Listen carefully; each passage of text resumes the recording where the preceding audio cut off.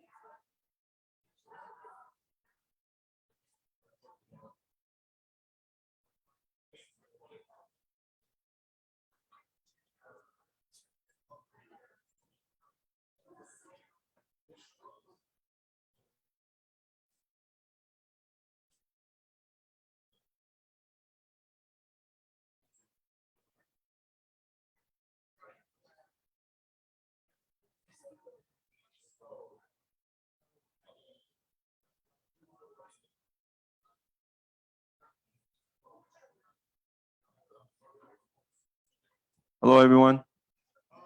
Can I get you guys' attention? How you guys doing? My name is Ian Pulakam with the Menopal, and I'll be your MC for today. We're going to start off this event. Well, first off, I want to welcome you guys to the Hoʻiwai 2022 Summit. We're going to start off with protocol. So can everyone please stand up? And Lilinoy and the Menopal and Iopa Mauna Kea will lead us in protocol. Thank you.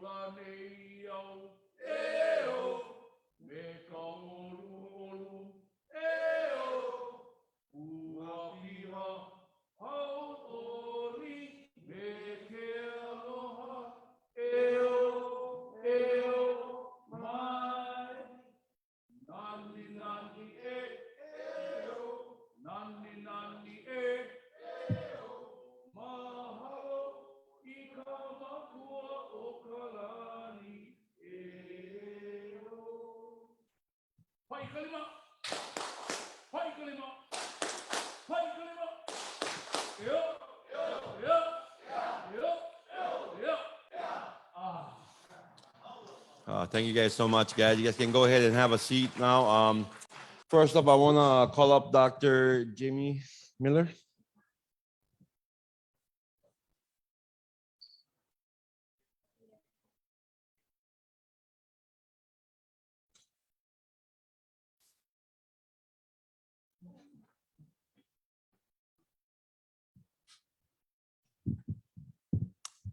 Aloha, everyone. What a wonderful morning, right? Wasn't that invigorating? We walked around a lot, heard a lot of things to nourish us and to bring us to this place. And as we continue on this day, this journey, may we all be inspired. I have I want to welcome the new folks that maybe were virtually yesterday that are in person today, and vice versa, those of us that are on Zoom and continue to be with us. So amazing technology that we can reach so much more. I right now have the privilege of introducing our next speaker, who will continue in this theme of Hoʻiwai, and what does that really mean when our people return to their community, their ohana, and their lives. So I'm going to read a little bit about her bio, and then I'll just give you my synopsis of this wonderful wahine. Dr. Kealoha Fox is a Native Hawaiian scientist, practitioner, and community advocate based in Hawaii. Her innovative programs and policies address the health of Native Hawaiians and Pacific Islanders by utilizing a social determinants of health model of care that values culturally effective public health and medical services at Aloha Care. She has been deeply trained by her esteemed community elders in traditional practices and serves on the Asian and Pacific Islander American Health Forum, Doris Duke Charitable Foundation, National Congress of American Indians, Native Hawaiian Health Consortium, and Hawaii Budget and Policy Center, among many other leadership roles. A graduate of the John A. Burns School of Medicine, she is the recipient of more than 50 awards and distinctions, including the 2020 Robert Wood Johnson Foundation Snapshot of Innovation Award to build a culture of health, an Obama Foundation leader, and named one of 20 leaders to follow for the next 20 years in 2022 by Hawaii Business Magazine. What I really want to share about her, so tons of accolades. She got, I think, over 10 degrees or something like that. But what I really want to share is that she's a mom. She's a lot of her motherhood she was a single mom. She's a daughter. She is a sister. And she is a Kanaka Maoli that is dedicated to Native Hawaiian well-being.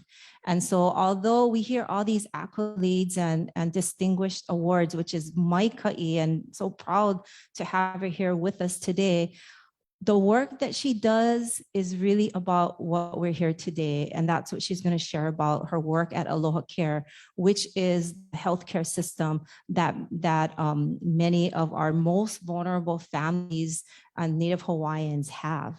And so she put together a package. That's one of the awards that I mentioned for, put together a package that is meaningful, that bridges together Native Hawaiian health and well-being with mainstream. And so I'm so happy that she had time to come and be with us today. And so here's my very good friend, Dr. Kealoha Fox.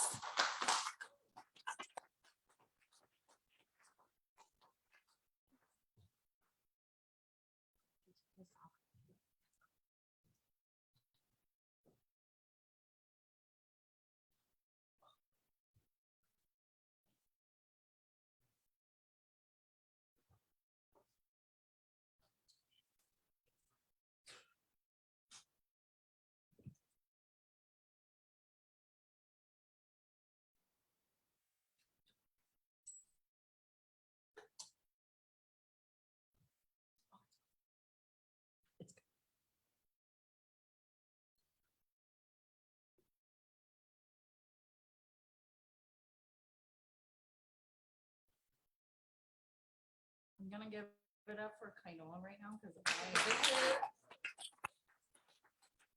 none of those degrees and accolades are in technology or computers or software. Oh, there we go. Easy. Yeah. Aloha, Velina mai me ke aloha ka ko, me ka oia I o, me ka ha'a. Good morning. Aloha kakahiaka. I'm so pleased to be with you today. I just want to thank Lily Noy and all of the Kane who helped to open and center us in our space today, in all of our spirituality, and starting with the cultural foundation. That's so linked to what I'll be sharing today. When we talk about Hoʻiwai, for me, it's multiple pathways. And I hope that what some of you'll see in this presentation about how health equity being justice is that the resources need to be flowing to our people once again. And there are so many ways that we can take an opportunity to do that. I'll not only be sharing, I actually have a couple of opportunities for us to share and interact together. I'm pretty hopped up on coffee. Thank you to Elijah. So I'm ready for us to go today. The first is going to be, we're going to do a Mentimeter. So if you have your phone, if you have your computer or your laptop, and if you need one, you can borrow mine. Just go to menti.com and then you enter in this code here. 6984 5252. And so we just have the first question. What words come to mind when you think of the current health system? That's just open to the way in which you want to interpret that. You can insert your response more than once, but I do hope that we can get just an impression of where we're at. Where are we at right now? It's March 21st, 2022. What words come to mind when we think of the healthcare system? It maybe is the way that you've interacted, maybe one of the ways that your family has interacted, maybe part of the organization that you're involved in. There's no right or wrong answer.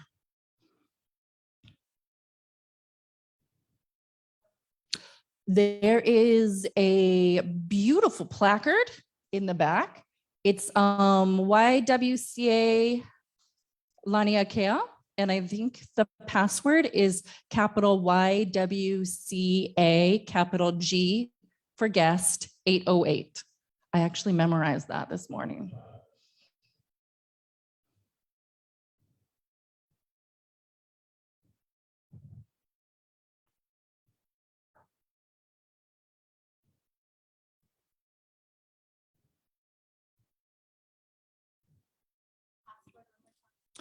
Capital YWCAG for guest 808. All one word, no spaces.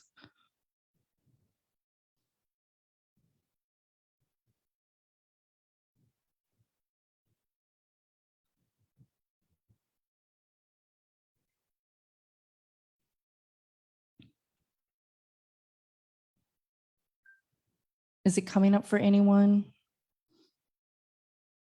Hopefully.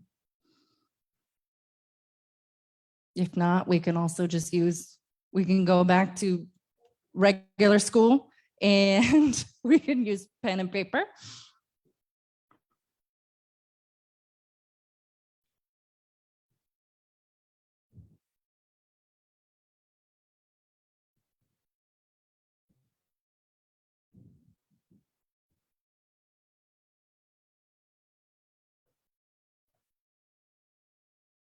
Jamie, is it working for you?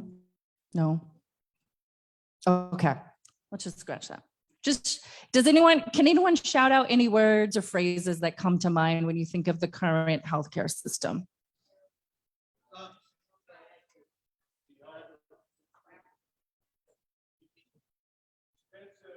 Mm.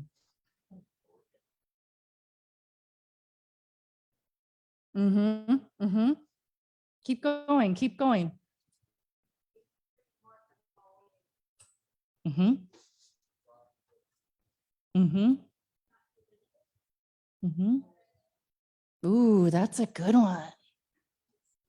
Yes. Mm-hmm. Mm-hmm. I think we're all in agreement. I hear a lot of themes, and I see a lot of head nodding, which means I think we're all in alignment this morning. So what I wanted to share is some of the work that I've been doing to maybe shift some of those. Maybe it's not so unbroken. Maybe it's not so exclusive. And so basically, can I take this out kind of? I'm like, that would be great. Can I use this one? Great. There's some key messages that I wanted to share, right? And I like to start with what's the Mana'o Nui first, and then let's go there and let's explore the streams and the different pathways in the streams together. So first, this is a public health epidemic that we're talking about, right? The over-incarceration, the carceral systems, this is a public health epidemic, and we don't often look at the synergy between public safety and public health. And I think that it's time that we get out of those silos and we start looking much more integrated across the way in which we work, because that's the way that we live, right? We don't live in a silo where education is in one part of our brain and health is in another part of our brain and economics is in one arm and housing is in another leg, right? This is all of us as whole people.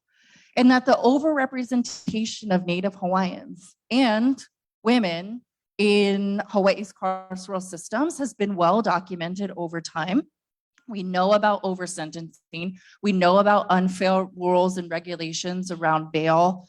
We also know the different types of disparities that lie in between certain types of arrests that are made. All of that's been well documented, and I've had such a pleasure in my career to be able to contribute to some of that data so that we're no longer erased from the conversation, because we have data as ammunition to be able to stand up and say that this is no longer acceptable. And that when we talk about justice, we have the facts and the information to be able to back up why these recommendations for solutions are so needed.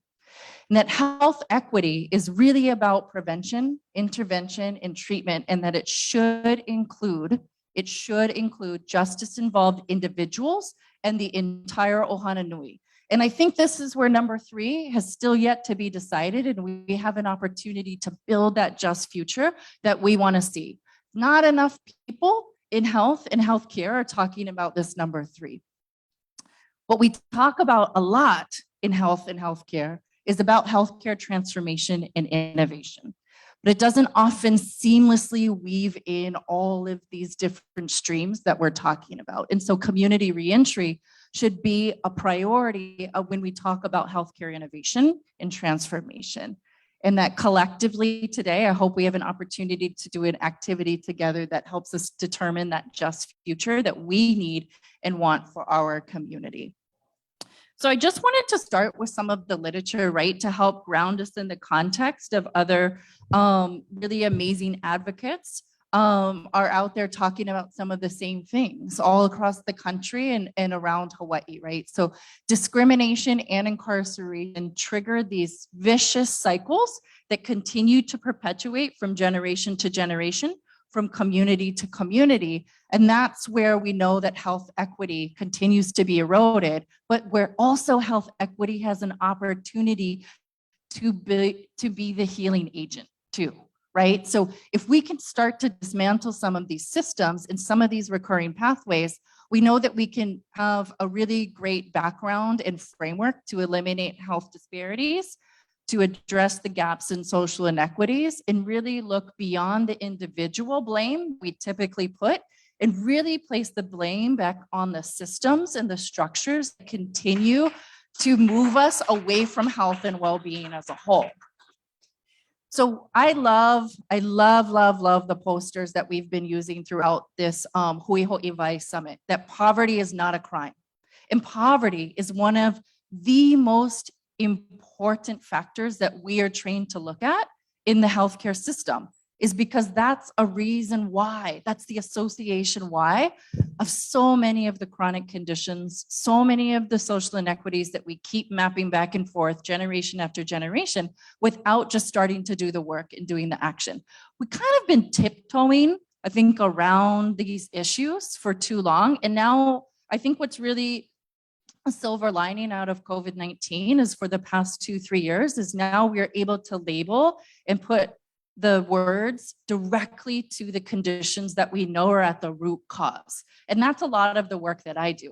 My work is not here to try to address the singular use of type 2 diabetes and insulin, right? That's not the root cause of where type 2 diabetes comes from, right? The root cause of these is unjust structures,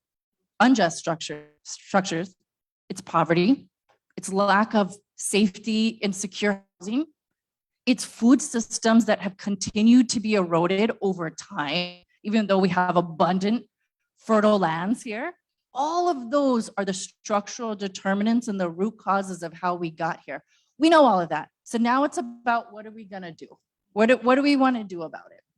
And so I've been really motivated by the work of Equalumea Nui and the ACLU and Papa Ololokahi and so many organizations during the pandemic that have come out and said, enough is enough. And so now not only do we have the pre-existing conditions and the rates prior to COVID-19, by the great work of these community-based organizations and these activists, we now have been able to monitor and track the unfair conditions that have also been exacerbated during the pandemic itself. So I just wanted to acknowledge the work that all of these organizations and so many more and all of you in the room have been doing, because I think it builds on that kahua that we're trying to build for the future that is just.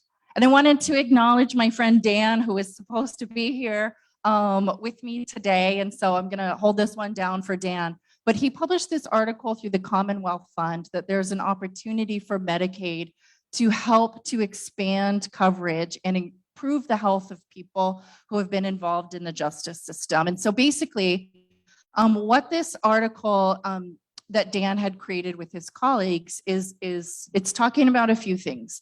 One, there's an active role for policy change, right? There's an active role to change those systems and structures rather than trying to change the individual. And some of that can rely on the ways in which health is regulated in the structures and systems across the United States and here in Hawaii, right? So there's new policies that can be controlled by, for example, Medicaid.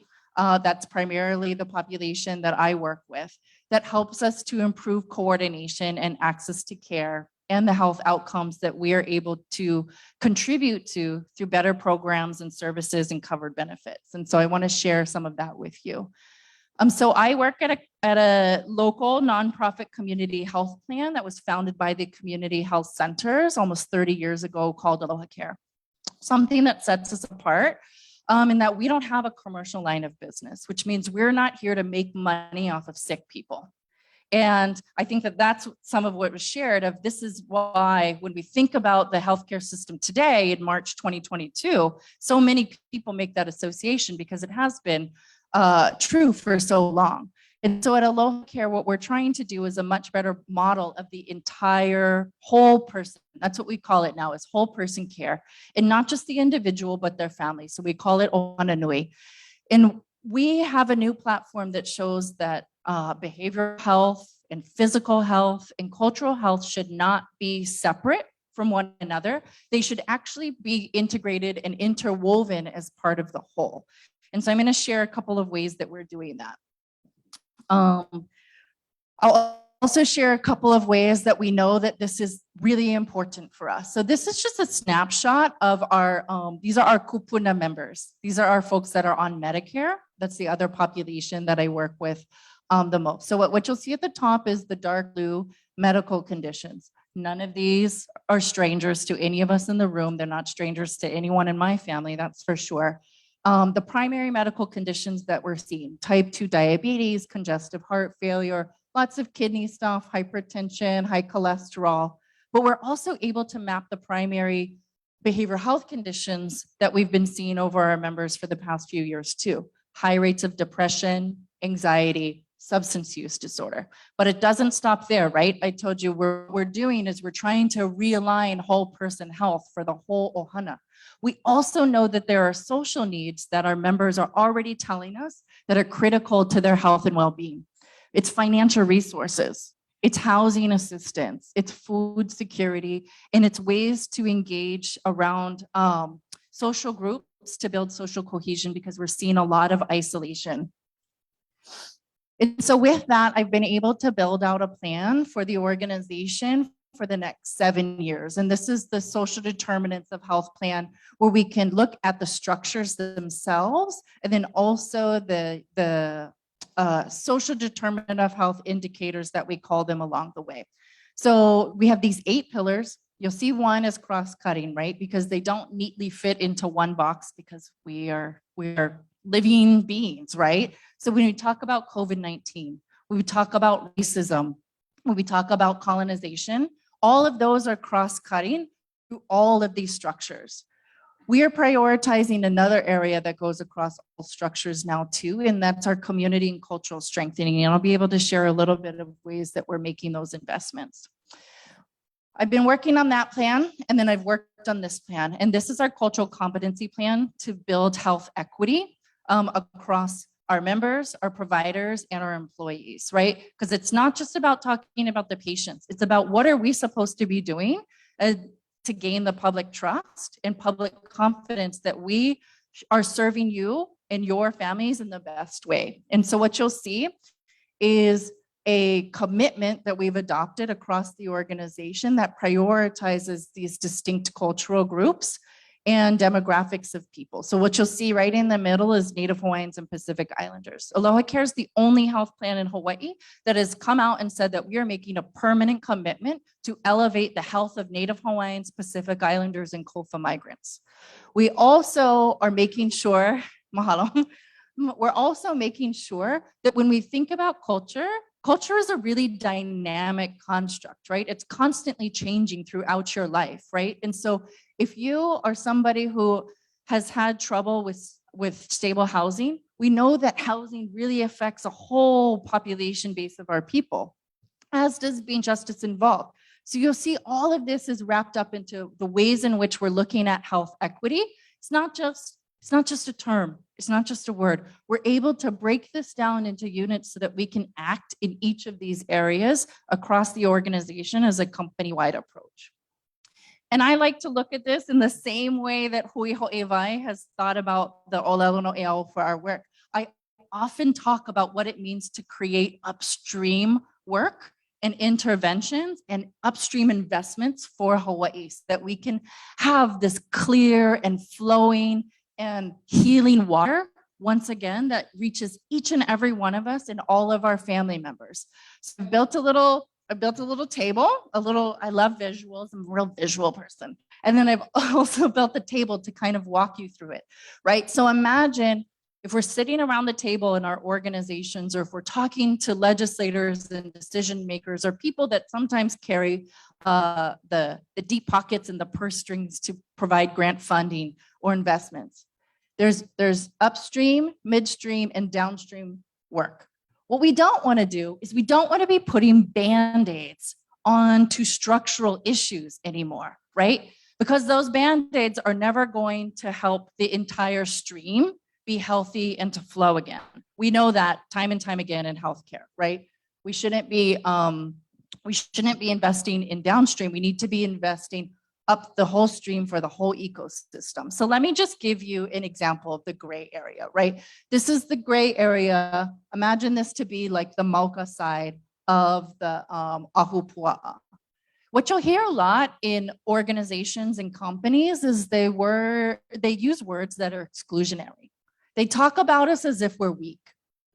They talk about us in other than. Like they've never known anyone in their entire family to be justice involved, right? There's always this barrier, a way of the haves and the have-nots. So what we typically see there is that that labeling, that becomes bias. Those biases embed stereotypes within the systems and the structures themselves, in the policies, in the programs, even in the mindset of employees or, professionals in the work. So what we're saying is that we need to talk more about words that are inclusionary. Let's use we more, not they, we. This is a coal issue. These are coal barriers that do touch each and every one of us. We should be talking more about what it means to be able to survive, what it means to be able to thrive, especially in our own communities. And so when we go midstream, a lot of times what people will invest in, or what we refer to, quote unquote, in the nonprofit NGO space, is charity. Somebody thinks they have something more and they're going to do something good on behalf of the others, right? That's usually very transactional. That's usually in the form of a check. So they might give you $5,000, maybe they give you $15,000 to run a program in 12 months, and you submit a 75,000-page report with all of these references, and you got to attach all of the sign-in sheets. That's the midstream work that's being conducted in what we would call charity. What I think we should be doing is partnerships in collaboration, right? Because each one of us has a stake in this healthy future, whether it's financial, and sometimes that's the motivator, whether it's political, that's often the motivator, and sometimes it's interpersonal. It's just the way in which we interact together. I think we need to be doing much more partnership and collaboration, because that's what happens when it trickles downstream, is then we start to label people as criminals or diabetics, or we call them mental, right? These are these labels that get attached to us that are really doing a lot of harm, and they don't allow us to get out of our headspace into really innovative work. And so that's where I think that we should be doing much more investment, community partnership as a CACO effort into expediting some of this community reentry work and the different benefits and programs and services that especially the healthcare system has a role and a responsibility to be able to uplift and invest in. So what I've done is to help Aloha Care create several, what we call in this business is value-added services. And I'm not the first one to think of Native Hawaiian healing at all. We have folks in the room like Auntie Francine Durois from Waikiki Health, who is the true expert. She's the kupuna. She is the loea. It's just my job to help to be a translator and a bridge in the spaces and the tables that I am invited at to make sure that the long-standing recommendations and solutions of people like Auntie Francine get elevated and not just talk the talk kind, like actually invested in to where we're going to be partners and collaborate to this work. And so we've constructed these, we're just gonna share 6 today about these value-added services for our Medicaid members. The one that people know about a lot is typically the dental care that's offered by Aloha Care. This is really, really important because actually if you look at health disparities research, there's an association with poor dental coverage and poor vision coverage actually, and incarceration rates. This actually, you can map this all the way to young children from very, very early in their lives, elementary school children that are not getting good dental care, that are not getting good vision coverage. And there's an association between a child who does not have braces or glasses and their ability to function well in school that leads right into the school to prison pipeline. We all know that here. Some of us have probably experienced that here. And so when we talk about dental health, it's not just making sure that the mouth has a place within the whole person health body. It's that dental has a really important role in the overall care for prevention that we're seeing for long-term thriving and wellness. And it's the same thing with education. I used to work with Jamie in education a lot, and I'm so pleased by this program because we've built a program that shows that education has a clear role with health too, and education has a clear role with public safety. And so what we're doing is we've constructed a program with the Waipahu Community School for Adults that for our members over the age of 18 that have not graduated from high school or do not have a GED, we're going to pay for that. And we're going to make sure that they get an entire pathway set up with them with an education coordinator and a health coordinator. And we've already rolled out at 3 schools. So we're enrolled now at Waiakea High Schools, Kalaheo High School, and Waipahu High School. We're going to be at 8 high schools soon as we continue to build out and expand. And this program that how we've constructed with our amazing partners, Dr. Christine Park has been amazing at Waipahu Community School for Adults, is we cover the classes, we cover the instruction, we cover the books and the calculator. And when that time comes, after that learning journey has been set up with the education and the health coordinators between both entities, when the person is ready to sit and take their high school equivalency, we will pay for that too. Because we know that education is fundamental to changing public safety and to changing public health. So I'm really excited about this one that we're already enrolling in. And then I'm really excited to share the programs that we're about to launch this year. We are investing now in 4 Native Hawaiian healing programs as value-added services with the FQHCs and the Native Hawaiian healthcare systems. So I want to thank especially Papa Ololokahi, who has been a tremendous partner in the Hoʻiwai Summit, because we've been working tremendously behind the scenes in order to make these programs a reality, from pilot to hopefully system-wide implementation in the coming years. So we're already working on hula and the roles in which hula has a very important function for physical, cognitive, emotional, and spiritual benefits. And this is the kind of work that happens out, in the labs. We have people at the Department of Native Hawaiian Health they've been studying this work, and they do all of this measurement. And then it's able to be passed off to somebody like me to then make sure that us as a health plan, we have the line item and the what we call kind of workflow to be able to pay for it. So we'll be able to cover hula as a value-added service for our Quest members. And we'll be doing the same with Lomi Lomi too. So I'm really excited that we're very, very close to be launching this program at its first site, which will be Waimanalo Health Center, who's already been doing this work. And it's about us coming in as Aloha Care to just be one supportive and uplifting tool. Because imagine what it feels like to have those, when I showed you those boxes, right, of blue, imagine what it's like all the time of like depression, anxiety, substance abuse, hypertension, hyperlipidemia over and over and over again. And sometimes the first place that we go is like, can we prescribe a pill for that? No, we can also prescribe traditional healing and Ola for that too. The pill doesn't have to be the first place. Our community needs to be the first place. And so we're doing 2 programs with Ohana and with community groups too. And that's Aipono and Ho'opono. With Aipono, we're really excited. We're gonna roll out these programs firstly, Kokua-Kalihi Valley and Napu'uwai. And what we're looking at actually 3 components. We're covering assessment and evaluation to make sure that there's a individualized or family treatment plan that's conducted and created. We're paying for the actual food itself. So these are often conducted in like their boxes or bags that get put together, right? You might have kalo in there. You might have fresh eggs in there. You might have some uala. And then we're also going to be covering the services for the health prevention and the health education with the family too. So that's things like, how do you make a shopping list within your own budget? How do you maximize your SNAP benefits or your WIC benefits based off of the information and the supplies that you can get at the farmer's market? Right? Can you combine that with your double bucks? Yep, you definitely can.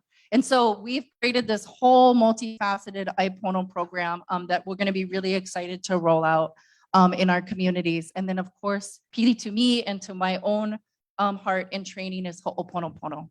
This is exactly the core of the foundation. When we talk about prevention, I fundamentally believe in the power of mental and behavioral health services. That's my training. I used to do that at the Waianae Comp for a number of years.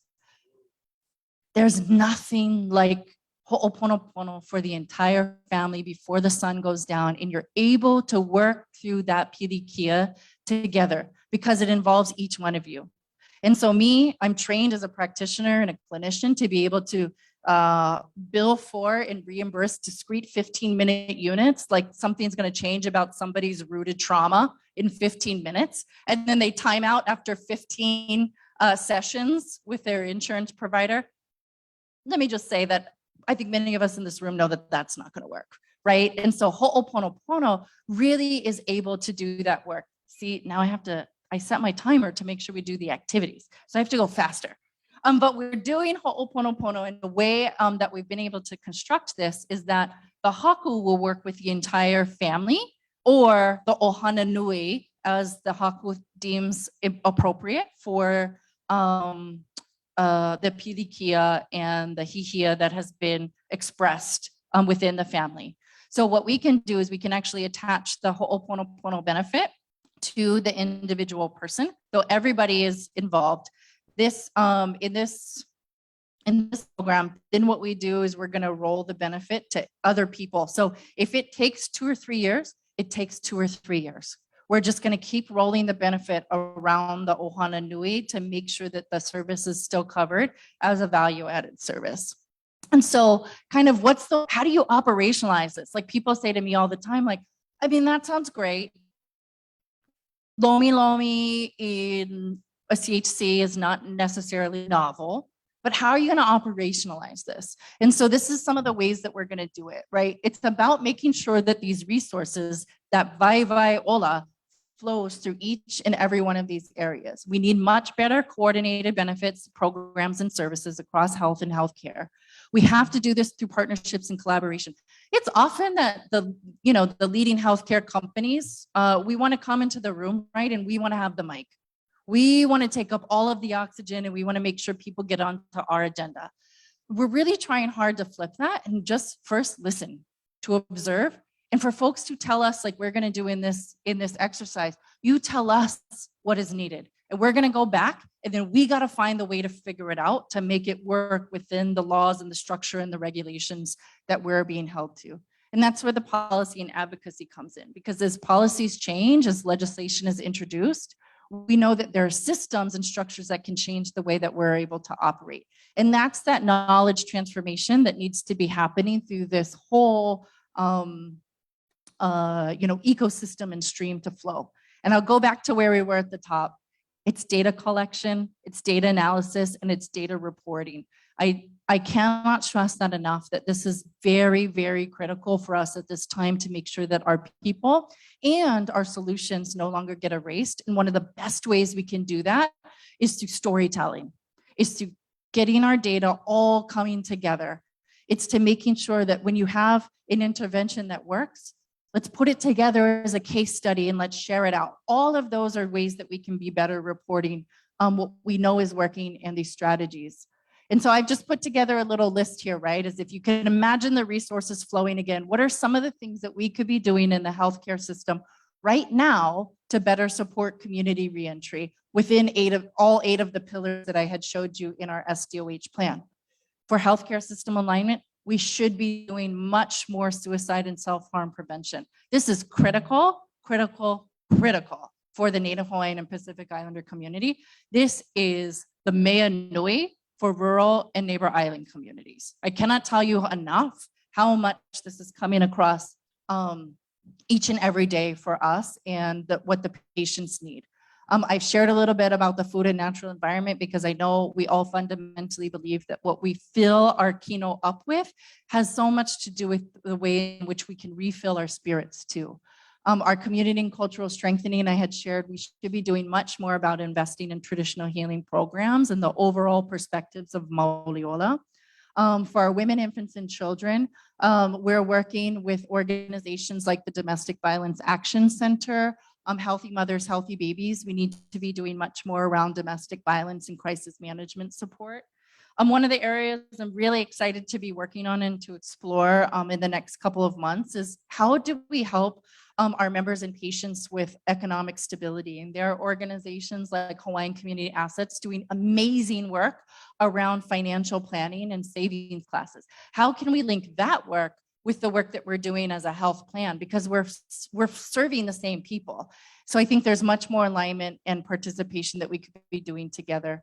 I would love to see much more youth mentoring programs because we're starting to see these conditions much younger.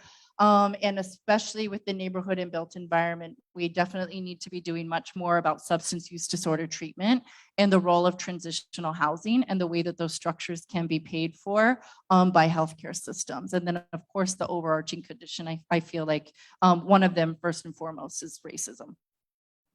So I'm gonna close here with some of these like recommendations to make really, really quick. One, we should be expediting benefits for reentry for Medicaid enrollees. And so we have a law right now in Hawaii that says you can't be disenrolled from Medicaid when you are incarcerated.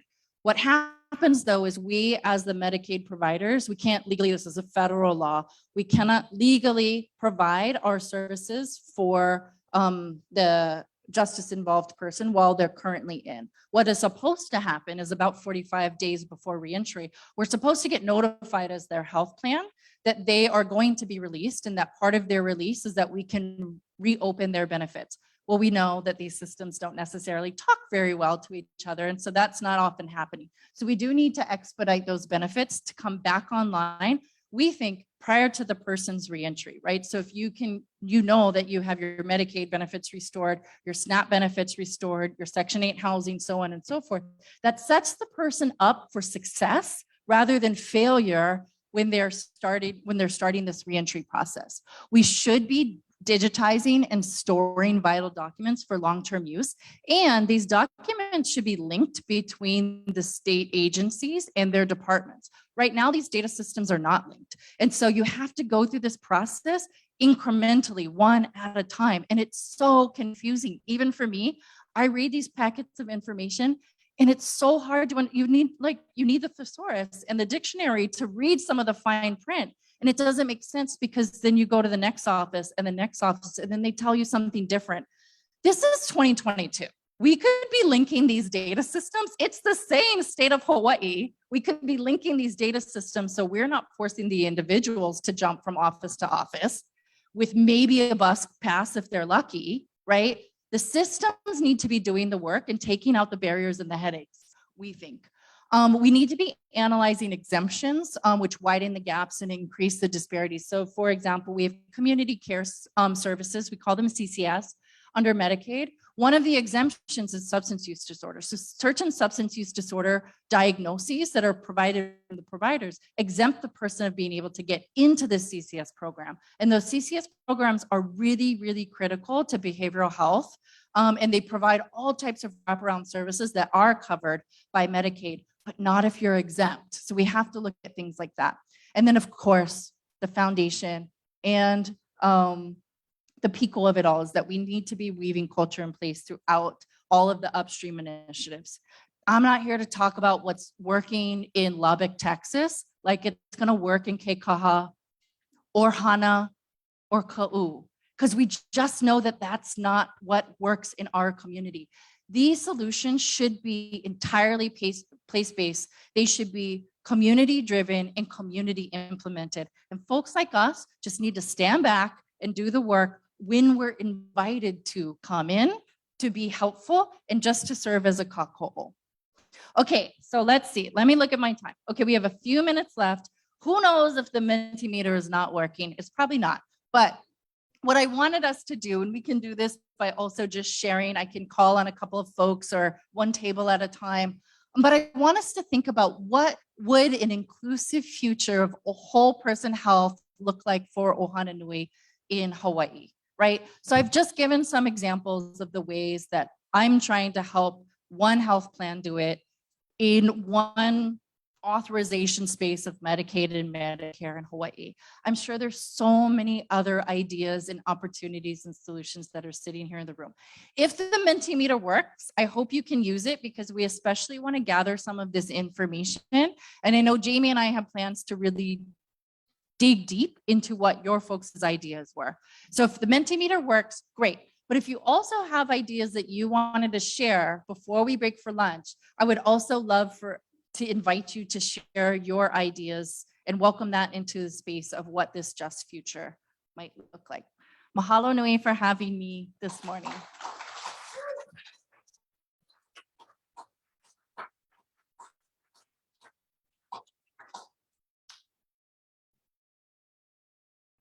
Yeah.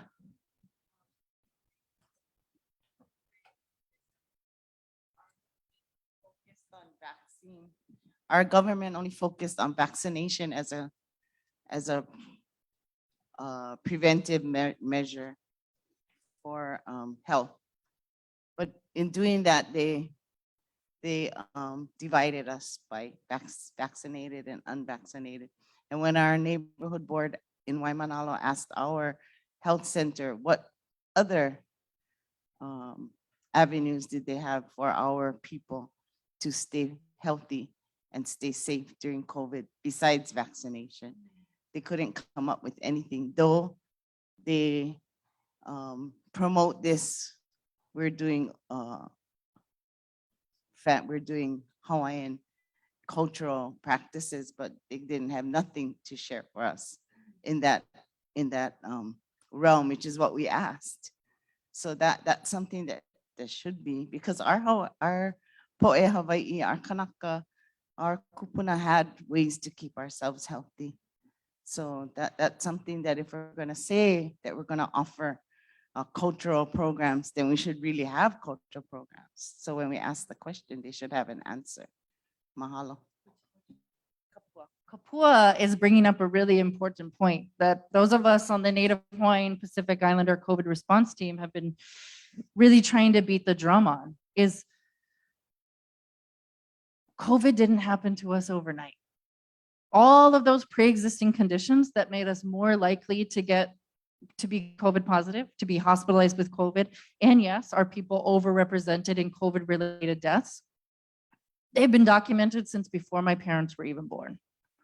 We didn't get here overnight. And so those cultural solutions, they don't only have a role within the containment and the isolation of COVID itself as a virus. I think it has the entire opportunity to change the way that we look at one event as part of the whole, right? So everything that you were saying, I think that that's exactly what a just future would look like. We don't look at it as one little thing. We look at it as what's the whole thing that we need, right? Yeah.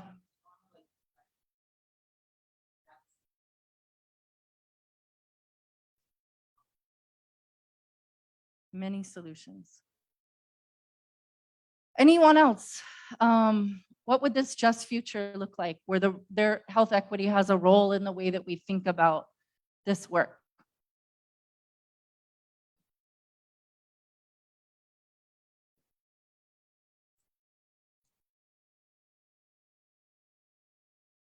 I think it's important for folks to have access to healthcare. I know, post incarceration, that's often attached to a job with the insurance. And I didn't develop epilepsy until I was off parole for like 18 years or so. And were it not for employment, the epilepsy could have killed me because I didn't have access to the seizure meds and all that. And I think I may have been suffering with epilepsy for some time, but if I don't have access to healthcare, then I'm not doing the preventative steps. I tell people that I used to go to the ER under false names because I couldn't pay for it.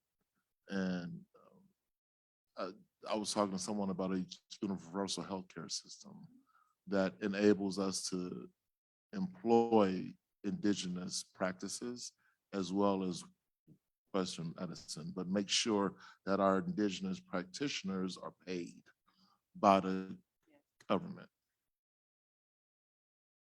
Mahalo. What's your name? Lewis.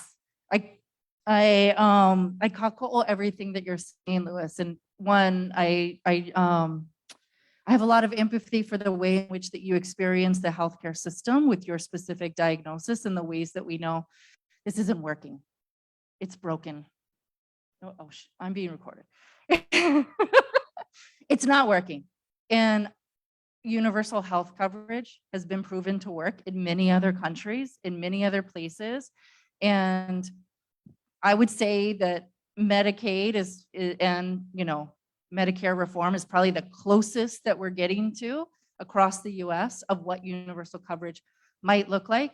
And I think that that's an opportunity and entry point to really open it up for coverage for all, regardless of our pre-existing conditions. And yep, totally. Mm.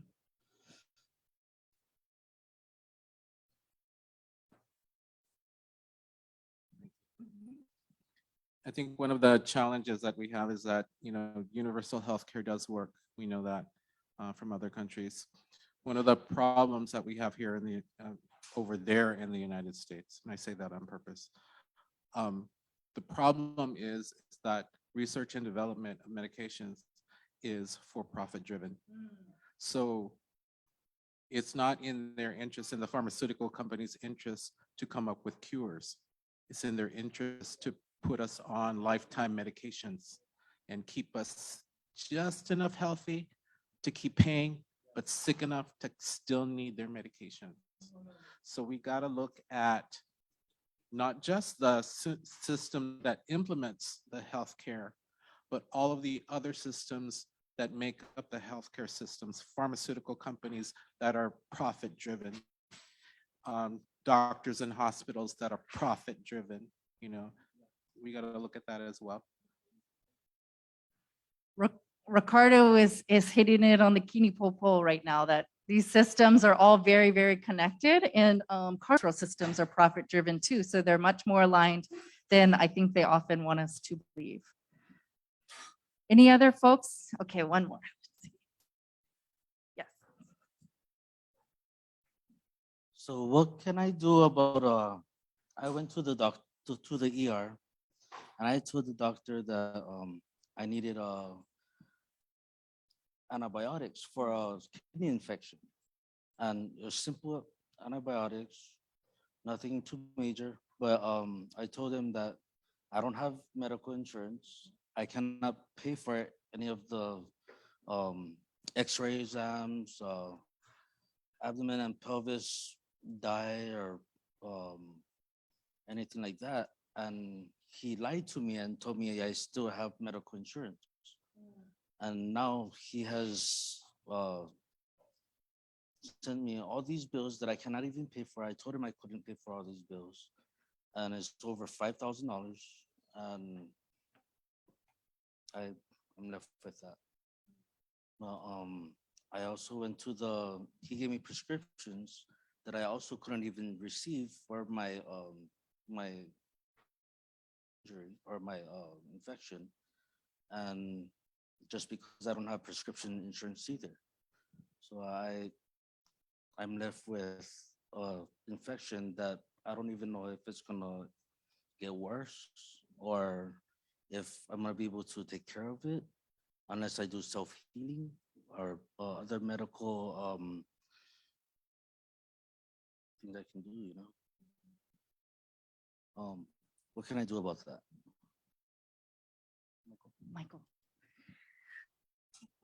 Michael's picked up on a really important thread that weaves off of what Ricardo had just mentioned, in the ways in which these systems are very, very aligned and similar in some ways that we don't always look at the overlap, right?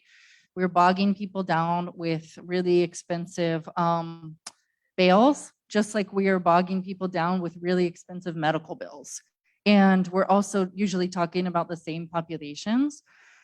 And in this case, what Michael is sharing is actually quite easily treatable condition, which makes it very, very frustrating that antibiotics should be fairly easy to get, and to treat a kidney infection that's a fairly, typical standard of care kind of diagnosis that we should be able to help you with.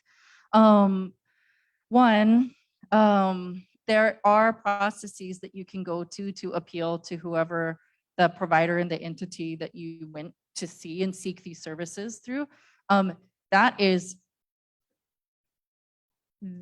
That's probably one of the most important ways that people should know that as individuals and families, you have agency and you have an ability to change the outcomes of some of these. Is use your rights to file grievances and appeals, because we in the healthcare sector, we are mandated to follow up on every single one of those complaints. And it doesn't matter the nature of the complaint, they get categorized.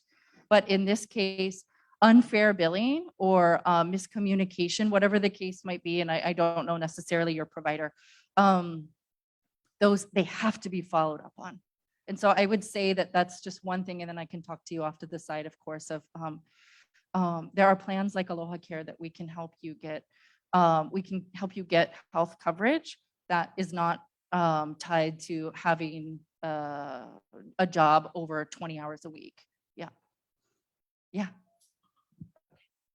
Just to follow up, and I think everybody here knows this, my name is Lisa, and one of the invisible barriers that I think all of us experience is the amount of time that it takes to do this and the amount of time it goes to agency. And we never get credit for that, or if you have to take time off of work to file these things and to follow up. And it's really tedious. And that time in our lives, we never get that back. You know, and we have to do that just to get to ground zero. So yeah, I think one of the things that with an inclusive future would be always to have advocates available and people to navigate this with you. What was her name? Lisa is so right. And we're finally seeing a change in the ways in which some of these positions are structured. It's not just about being a physician or a nurse or a social worker. You can be a patient navigator or a community health worker or a peer specialist, and you can find a way in the system to make the system better. And hopefully we're increasing our representation in some of those fields as well.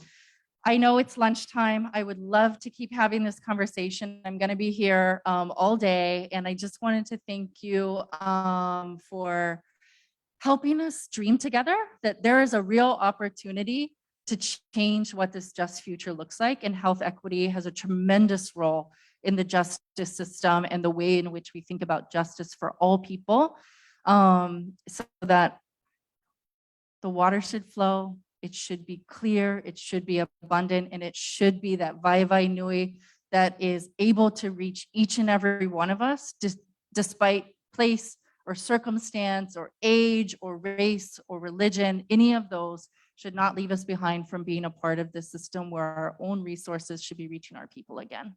Mahalo.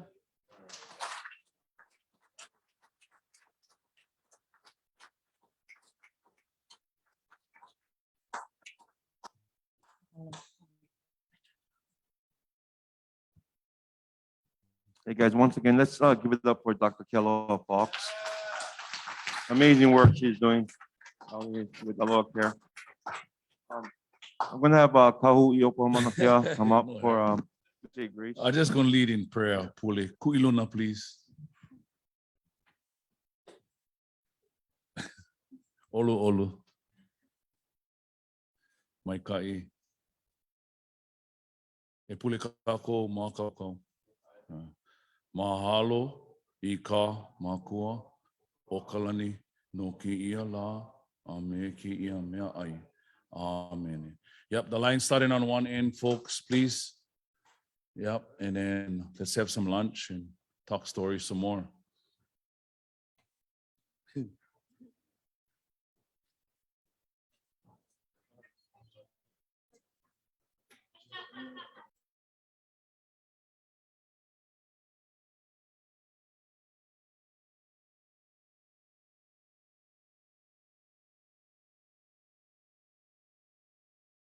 During this time, while you have your place, if you feel compelled to come and share your story, please come up here and talk.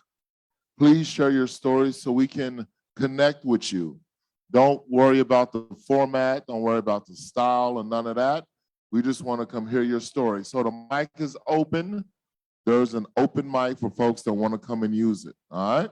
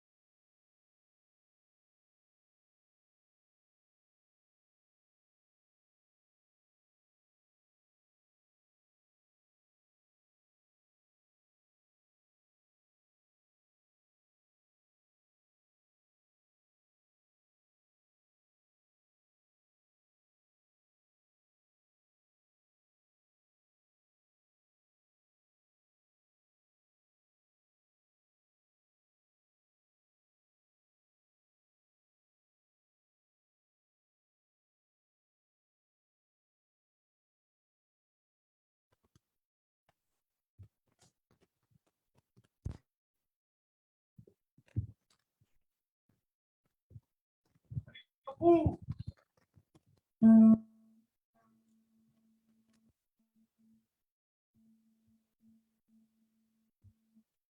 Hari kapu.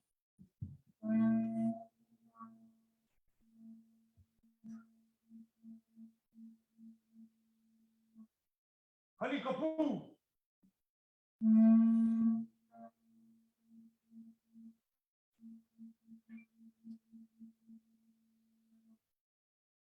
He mai na pua mama aloha o ia ina nei. E o mai na hoa hana o mai na abe abe o kana aloha. E o mai na hoa hana o hana aloha aina mai kai ki mai. E o mai na po olo haka ho a kai ini. E ae ho e ke kumuola. E ae kapu ki ola nā tāne. E ae ko hi mai na kahonua. He aina no. Ko i ka piko o hāloa o hiohi o nā o hā. Kanuia hāloa hoi hoi ta ai ta aina. Hana ia ka leu leu. O ulu nā kia kua. He ua, he kupu, he muo, he iko, nā lau, nā la la, he kumu kūpa mau. E ora, no. Kāna ni au. Pa'ikalima. Pa'ikalima. Pa'ikalima. Yo. Yo. Yeah. Yeah. Yo. Yo. Yeah. Yeah. Aloha. O Iopa, kaluna o ke ali'i ho'omana wanui, ka makawahine mauna kea, a una ke aloha, ko inoa. That is my name. I know who I am, and I know what I do. I come from the valley of Waipio Valley as my ancestors, and I come from Kumukahi on the east side of the island of Oahu. E kalamai, gang. Sorry.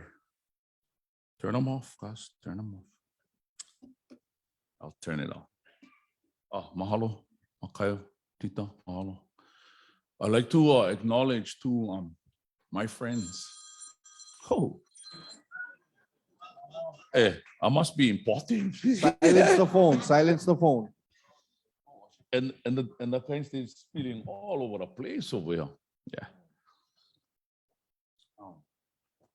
Welcome to Hoʻiwai Reentry Summit 2022. Thank you to all of you who is here, because it tells me that you care, that you have passion and compassion for the people that we serve. Again, to mahalo Brother Joe and Kaukaohu for the beautiful mele. Uncle Wade was there with the beautiful mele. And then, of course, Auntie Kapua bringing all the leis. Who made leis with them, made your own leis and stuff like that. And then when Brother Makaio and his beautiful wahine went show up, I felt that I needed to engage our culture, not talk our culture, but engage our culture and who we are and what we do and why we do what we do. So again, mahalo, thank you. Yeah. I'd like to also acknowledge the ACLU, Josh, and where is she? There she is. Oh, Monica. Yeah. Monica, thank you and your staff. Yeah. And then also thank you to the partnering organizations for really caring.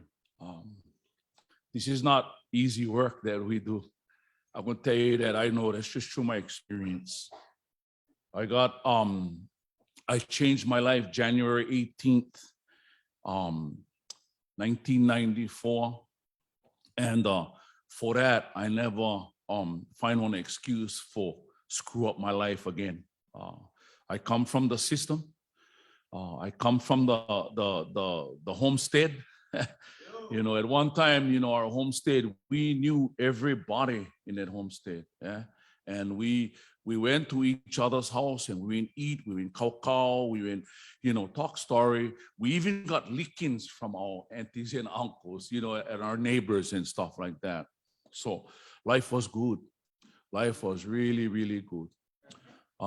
Today I bring you what I call my ho'okanaka process. It's a process of courage. again, this is courageous work. It also instills principle, values, a lot of the stuff that we lost along the way as Kanaka, as people of this Aina. So we are the men of Pa'a. I give one fancy title called the executive director, whatever that means. My guys, they don't take me too serious too, but when we're moving, we are very, very good at moving and mobilizing. And I take pride in that area, that in what we do and how we go about doing what we do. And I can see the effect that it's having, not only personally with our Kane that's sitting up here, but with the Lahui as a whole. And it really is about our Kanes getting good. You know, the Kane gotta get good. Yeah. And then his family obviously gets better by the Kane getting good. And then what happens is the community, you benefit from that because now get less of us on the streets making any kind. Right? And we do this holistically. And so I wanted to do one holistic approach, you know, something that I wanted to do live right here. And I wanted to show you what transpires from when the Kane gets good. Okay? So we do a lot of service, right? That's part of who we are. And again, look me acting like I was directing the traffic over there. You know what I mean? Actually, I was directing traffic, literally directing traffic. Yeah. But not only that, with any good organization, you gotta get one good leader too. And I lead by example. If you talk to any one of my guys, they will tell you that I do what I say and I say what I do. And I teach that to them. I mentor that and I instill those kind of values inside. Because if you cannot, then you cannot roll. See, you gotta have that intent and purpose, right? Even when our guys who's in, so we practice what I call recovery, right? Then we have the restoration pieces, and look at me talking with my hands. And then we have the reconciliation pieces that gotta happen with that too. Recovery, restoration, reconciliation. That's how I roll. Okay, thanks.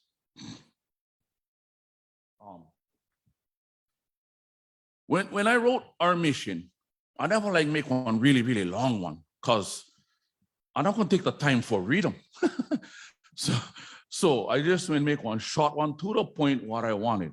And it's basically empowering our Kanaka, most likely Hawaiian brothers. Here's the key. You gotta seek restoration and reconciliation with yourself first, then your ohana, right? And I say that because if you know more the pono itself, you know more the ohana. And I've seen that over and over and over and over again, time and time again. But now, who's benefiting from that is our community. And I'll share a little bit more in the slides as we move forward. Let me see. On the Ho'okanaka process, I'm going to spend some time here. Ho'okanaka means courage, being courageous, okay? So again, what we do, this is one courageous act. All of us, the work that we do is very courageous of us. But it instills, and it gotta have these principles involved. We gotta have the responsibility in there. We gotta have the accountability. I gotta hold you accountable, right? We gotta have the commitment in here, right? But we also gotta have the discipline because this life that we live, this new life that we live is about discipline. This one discipline, my guy is like, when I forget something, they're not scared, remind me that I'm missing something. And that's discipline because we're so, into that, yeah? Again, so when the Kane gets right, our community gets good, right? The family get better, And then of course our community thrives from this idea, this concept. So in our Ho'okanaka process, I'll go ahead and share. Carlos, how is the Ho'okanaka process infiltrating your life today? Quickly. Hello, my name is Carlos Kamahina Poipoilani Beloto. And the Ho'okanaka process, which Iopa made, is a culturally rooted, community relevant process of personal change catalyzed by servant leadership. I got him. Yes, sir. Oh, I Good job. got him. I got him. I've been trying to remember that for a little while. It's because Took me a you're little while. living it. That's why. Yeah. So the servant leadership is what I learned from these guys right here and Capoli, you know, guys coming in, Ian, my Uncle Curtis right there. I love that man, Uncle Larry, you know, they've been doing this for over 15 years, you know, every single weekend they go with Iopa for the past 15 years, no stop. Uncle Curtis right there, he probably missed 2 events in the whole 15 years he's been with this man, no stop, you know. He is literally the heart and soul of this group, that man right there. He's done so much for us, you know, and that's the servant leadership right there that they talk about inside that. That's the servant leadership that I learned from and I see and I watch, you know. These guys, they don't stop working, you know. Uncle Manu, they don't stop working. That's all they do. They work all week and then they come work on the weekends, you know. They're up before the sun is up and they're down when the sun, way after the sun go down. And that's just how it is for them. So that's that servant leadership that I learned from. Kapoli, talk about the servant leadership. Talk about the service, please.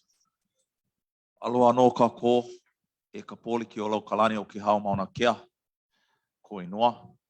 I had a good brother. Okay. Just for that everybody know.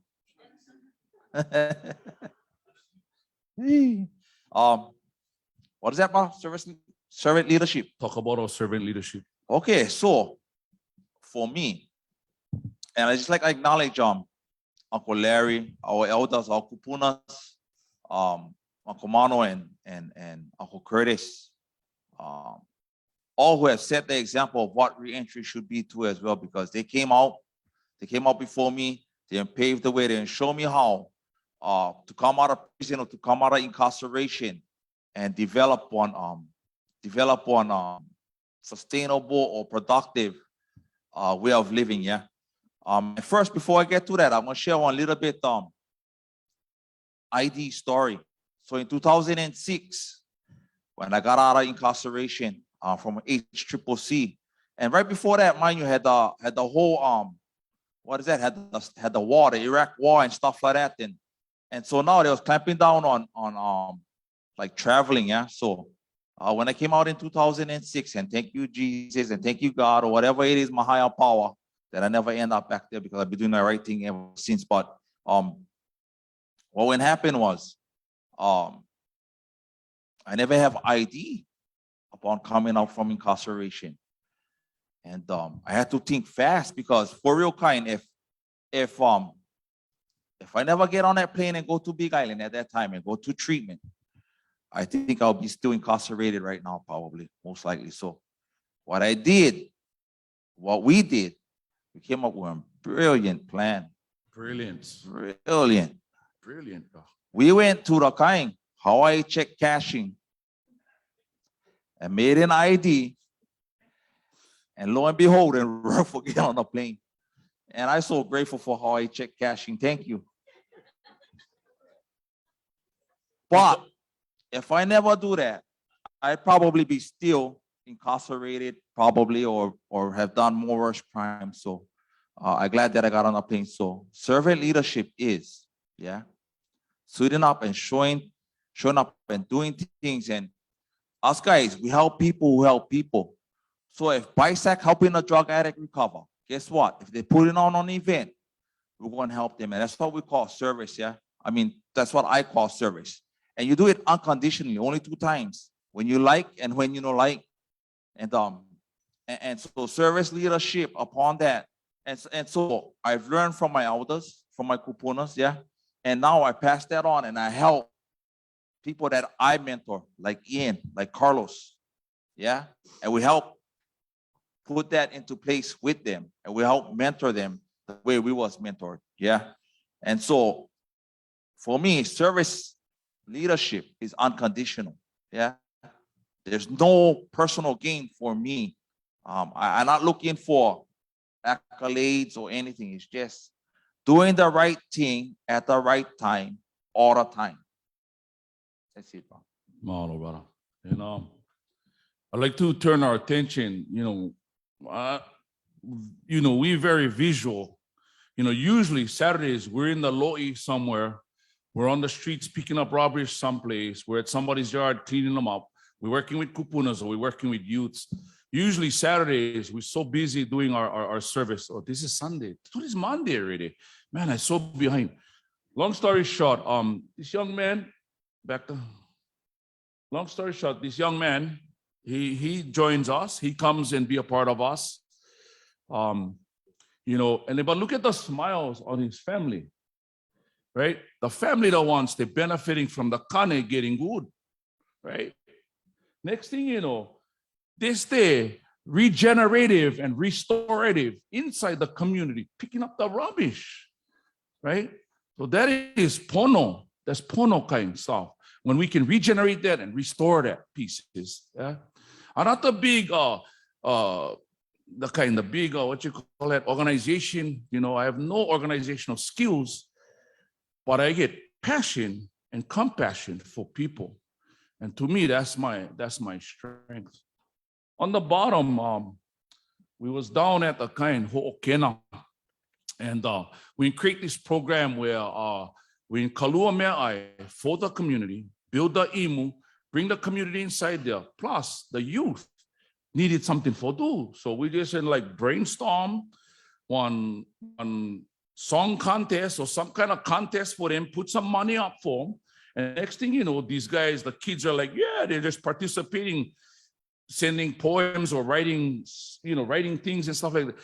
Kids, easy for work with kids. All they like is attention. They just like you listen to them. That's all. It's and then if you have something to do with them, that's even more better. And we should be working with our youth. They're the next generation. If we, the future ancestors, we need to be training future ancestors too at the same time. Yeah. You can clap if you like. Right on. Cool air. Yeah. So some of the the foresight in this, right? When we're taking care of the kane, you have the mentorship pieces going on, sponsorship pieces going on. You have the just the camaraderie of men, coming together, men singing, men chanting, men exercising, and men doing hand and foot massages for wahines, right? And our line is the longest line. To me, that's pono work, right? And it's just so holistic. It's just right there in front of us. Okay? Talk about culturally rooted. We work in Kaloko Ia. And right now, we stay doing some removal of invasive species. We go in there and we do one major piece of this Loko Ia. The next time we come back, things stay full again. Yeah. So what it's doing really, it's giving us one reason for come back. Yeah, we like them all. Well, yeah, we like them all away. But just like recovery, we gotta people just keep on coming back. New generations and generations of people just keep coming back. I don't know how to stop that, but what I do know is we can help that. Yeah. Uncle Mano, talk about our service, maybe one or two of our service concepts or services that we did for people, please. Talk about the local ER, talk about something else. My name is Darwin Hanohano, Ho'umano, and the service part I think you was trying to explain is, not only outside community, but we go into the schools too, and we do service for the schools that in our community. And when we go there for help these guys, we do more labor part of helping them. but the communication with the kids is unreal because they always look at us, and for us guys who came out of prison, and they kind of admire us that we can do this for help out this community. All these different schools, like Hill Intermediate School, Waikea Intermediate School, the different schools is so important. And that's why I believe power is so important. We don't judge nobody. We go and check it out, and we just go and help out anybody, no matter what it is. And the fishing place was in Kona was kind of unreal because they have fresh water coming out from the ground, and this pond is so huge. I mean, whoever built that place had to be Hawaiians because they made a massive wall there. I mean, more than breakwater wall, on the hillside, and that is all handmade. And in this pond, there's beautiful fish in there, all kind of mallards and everything. But all these weeds will be growing and plugging up all this brackish water that is coming out. And the fish cannot breathe or cannot, multiply if this thing is blocking the oxygen is coming out from the brackish water. And we will go in there, clean them up, make them all nice and clean away. Now we're building them one house. When we clean them, we're building these fish a house where they can multiply more now. And it's a very exciting time with Pa. And I've been with Pa a very long time, like Kapoli and Carlos was sharing. But what it reminded me when I first met Iopa, I thought he was a strange man because I sound like he talked too much. And but as I'm kind of quiet, but I very that kind I check people out and really try to figure them out. I use my I don't know if I'm psychiatrist or something, but I like to think about people how they think because that's how going to help me. Because I cannot trust people. I get hard time trusting, and I cannot be full on giving in to somebody if I don't trust them. That's the way I was raised up, and the things I did in my life because of the things I did.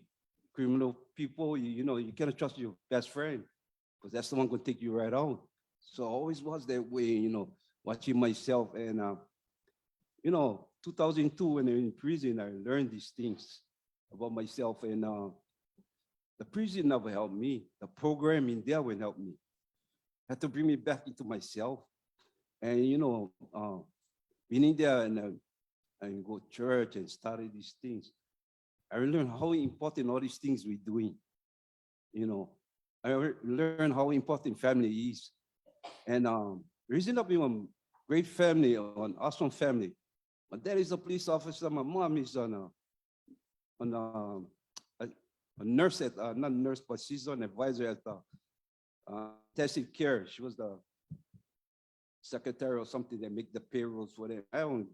They raised me up real awesome. My mom I was a trouble kid, but she always there for me, But I kind of went off the grid and do different things.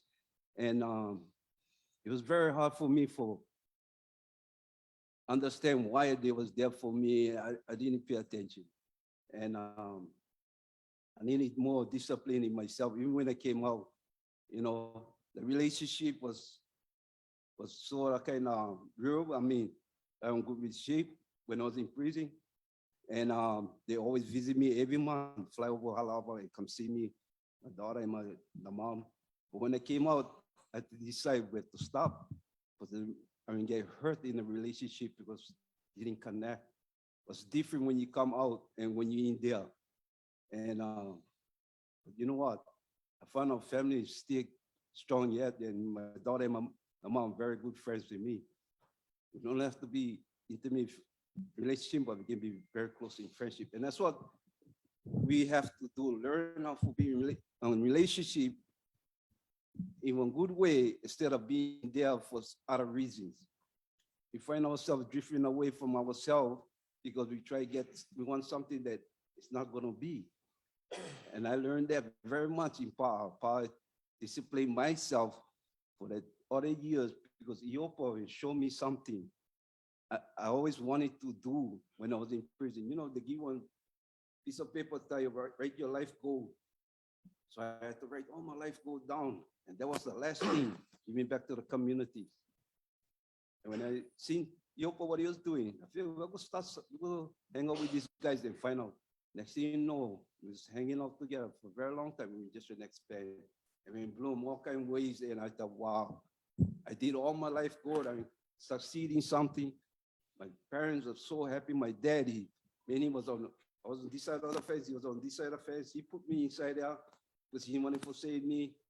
And I still in love him yet. And today I take care of him yet. You know, many is so tight. And, you know, I don't know what else to say, but, you know, if you really like something, you got to really believe it can happen. You got to believe. You did And good, bro. But believe inside. You did good, brother. Believe real inside because Hey, you know, I gotta say this. Bugger, when he talked to him, he don't talk too much, but for some reason, that Bugger say rapping, bro. I think it's the tea or the coffee. it's just Hey, the spirit, the Yeah. spirit stay moving us. You know, and we don't do this too much. It's one of the first time we kind of on the stage. I hate being on the stage, actually. Me too. When you talk about returning to Aina, we got to live this. Yeah, we cannot just say this. We got to live this. And how, you know, Uncle just came into this and just bring us into this space the way we're supposed to do them all the time, right? And then when we leave the space, there's protocol too that we leave the space all the time, okay? You know, nurturing, Aina, no need us. We need Aina. Huh? You know the kind. And then you know, it's about our independency within the interdependency of all of us.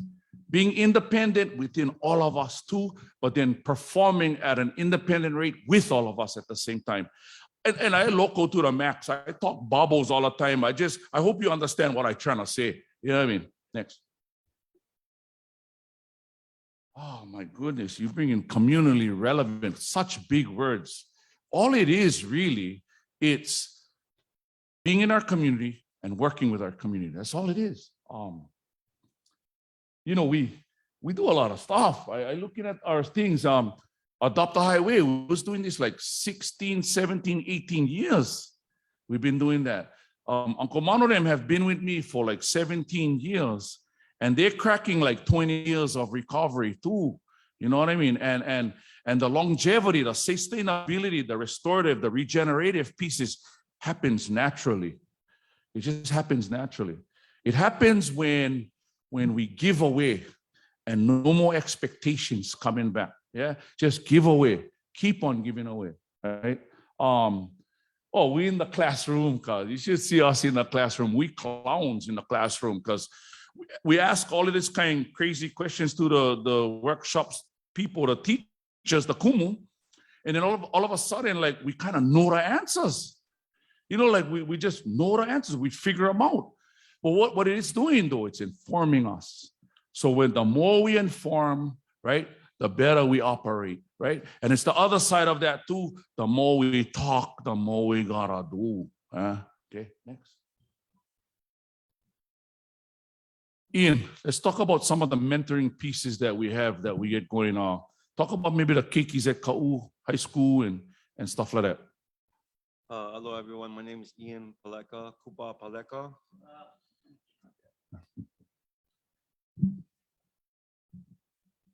Hello, everyone. Good afternoon. My name is again Kupa Paleka. I'm also your MC for today as well. So I need to talk about our mentorship and working in the schools and whatnot. Well, for me, when I came into the menopause, which is, well, I'm the baby, so about 3 years ago, I came to the menopause. You know, living life mechanically, day to day, I forget who I am as Kanaka. I'm talking about self-identity. You know what I mean? And it's true. Us guys doing our chants, our oldies, practicing our culture, our traditions that I get to decolonize through historical injustice. I'm talking about, you know, us guys being told that we cannot practice our language, we cannot dance hula, you know, because of this thing called colonization. And colonization was the start of this thing called intergenerational trauma for us Kanaka. And for me, I'm a perfect example of somebody that's been through intergenerational trauma, dysfunctionality in family that became the status quo in our lives. You know what I mean? Like you're not gonna amount to nothing. The verbal abuse, the physical abuse, the sexual abuse. I'm a result of that. And so my job is to connect through history, connect with who I am, find the correlations, heal myself, and carry the message to the kids, carry the message to the suffering addicts, and it's true identity that I find purpose. I'm talking about as an alcoholic addict, again, purpose, carry the message to a suffering addict, suffering alcoholic. As a Kanaka, take care of the Aina because the Aina going to take care of me. And alo Aina is not one word. That's what you live. You got to live that day in, day out. You know what I mean? As a child of God, I get on purpose, love thy God, love thy neighbor as I love self. And it's through our community service that I get to practice what I was created for. And that's serving others. That's why in addiction and in alcoholism, we separate ourselves from God. We separate ourselves from our family, friends, and we separate ourselves from ourselves with who we are. So it's through this process that I get to reconnect. It's through this process of helping others that I get to keep what I got. You know what I mean? And for me, it's been awesome. I love working with men, and funny because they all come to me. It's weird because they know my story, yeah? And for me, I gratitude. I cannot tell you how grateful I am today, man. For me, with the things that I've done, and I should be either dead or spending the rest of my life in jail. But every day I get one opportunity to be grateful. Every day, I'm reminded of a life I live in so much more better than I deserve. And it's through that perspective and a shift of perspective, because that's my problem. Is how I look at things, perspective.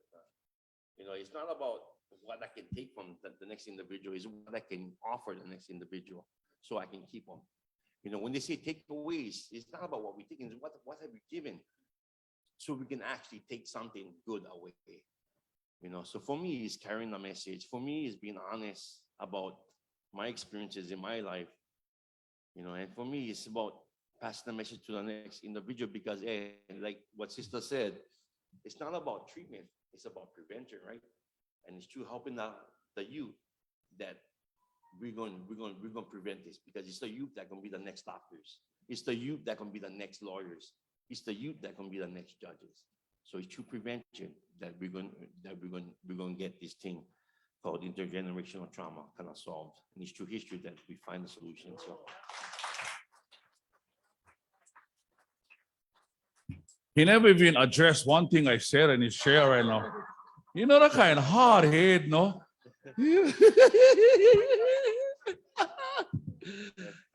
But I wanted to share with you today one real life, story. And Brother Lewis was talking about the storytelling pieces. All these storytelling pieces. It's right here. It's right here. It's right here. Here's our story. Yeah. Oh my goodness. And I look at that as a program highlights. Oh, sure, program highlights. Here's the highlights right here. Right here. And then my Connie that's behind there, that's sitting down, Uncle Larry, Uncle Curtis. Uncle Curtis no say too much, but once you get him on like pow, you just start rapping. So it's all G. Well, let's talk about Puna, yeah, because in 2018 we had the lava flow that came over there and wiped out all of our subdivisions and stuff, and then a choke lot of money came inside of there, and the county started developing programs and stuff like this, and then we work in our community, right? We're like that. Puna is our community. We're there. We involve with restoration. We involve with recovery. But we also involve in the reconciliation pieces. The reconciliation pieces is the sustainability, and the restorative justice and the regenerative justice. And you can flow that into tourism too. And you can flow that into like community like-mindedness. And there's so much areas you can cover doing this, yeah.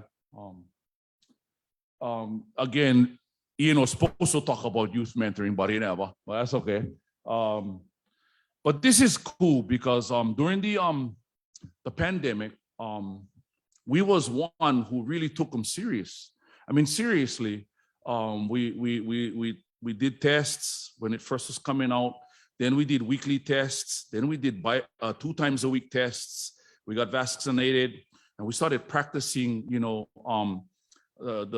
COVID, safety, right? And we developed our own. Wherever we went, we tested, we sanitized. In fact, we got our official sanitization man in Joey. He does all of our sanitizing. Yeah, everywhere we go, he spray, and he wipe tables, that kind, and he spray our hands, he make sure we good, that kind. But we had to do that. We had to do that because with the virtual platform, and we was putting these two together, we figured out that now we can serve our community much more safer, much more, we got more confident in serving our community, which brings me to one of the things that we did was during the pandemic, what do you call it, guys who count? Census Bureau, activated us to do census work. And by the grace of God, we got to sign up, I think it was 114 families, Hawaiian families, and doing that in the Census Bureau. And then the Census Bureau person that I was talking story to, he says, hey, by the way, Iopa, with all the work that you guys with the Census Bureau, you brought about $700,000 into your community, right? That's one highlight. Yeah, back you put, okay. But the importance is that we did that work, and we never do them because somebody will tell us we brought. So we just did them because it's the right thing to do. Yeah, it's the right thing to do. Our Aina-based stewardship pieces, over this pandemic time, we started as you say, what's the word you say about it? Corral? What? Not corral. Commandeer. I'm a commandeer. I commandeer things. Just like this whole thing. I hope I never hold you hostage throughout this whole process. But I just do that. That's just who I am. That's what I do. So we've been acquiring is the word. Smart kanaka, yeah. But we've been acquiring Aina all over our land, all over our Mokuo Keawe. In Puna, we've been acquiring Puna land, up Hamakua, Waipio Valley, up Kohala, and I'm going to share a little bit more about that. But we've been really doing a lot of farming lately, working with other organizations, consortium, different other folks, and really educating ourselves in farming. And we had a great program that we did was allowed to build our own greenhouse. We went to classes. We had what kind of classes we had on that? Do you remember some of the classes that we had? I think we had farming classes with Kumu Kaipo. Yeah. Oh yeah, with the Going Home Consortium. Yes. Yeah. And what we did was we took full advantage of that, and now our farm at home in Kanaka, in Puna, say just flourishing. You come over there, we get food growing all over the place now. And we learned that. And we started doing that. And now we actually even harvesting our own kalo from our own lo'i. We're making our own boards, our own papakui'ai and pohakukui, right? Next thing you know, now we're still pounding our own pa'i'ai cause, yeah? You know what I mean? So you gotta practice, you gotta do. No can say, we just gotta do, yeah? And then whatever comes out of it. And Carlos, a little bit about our pohakukui piece. Talk story about that real quick.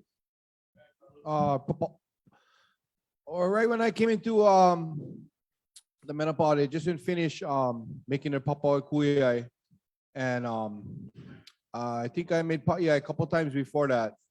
So we had our Hui Kalo project going on.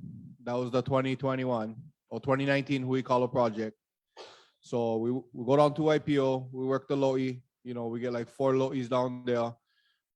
When I came in, we was just getting ready for harvest. So we harvest, took them back to Pohoa, clean. And it was kind of funny because, Iopo and set them up for a big party. Okay, we set up tents, we put out tables, chairs, about 100-something chairs, all kinds of stuff. Then we found out later he just did that party for us to see if we could actually do them. Not that much people came. Maybe like 40 people came.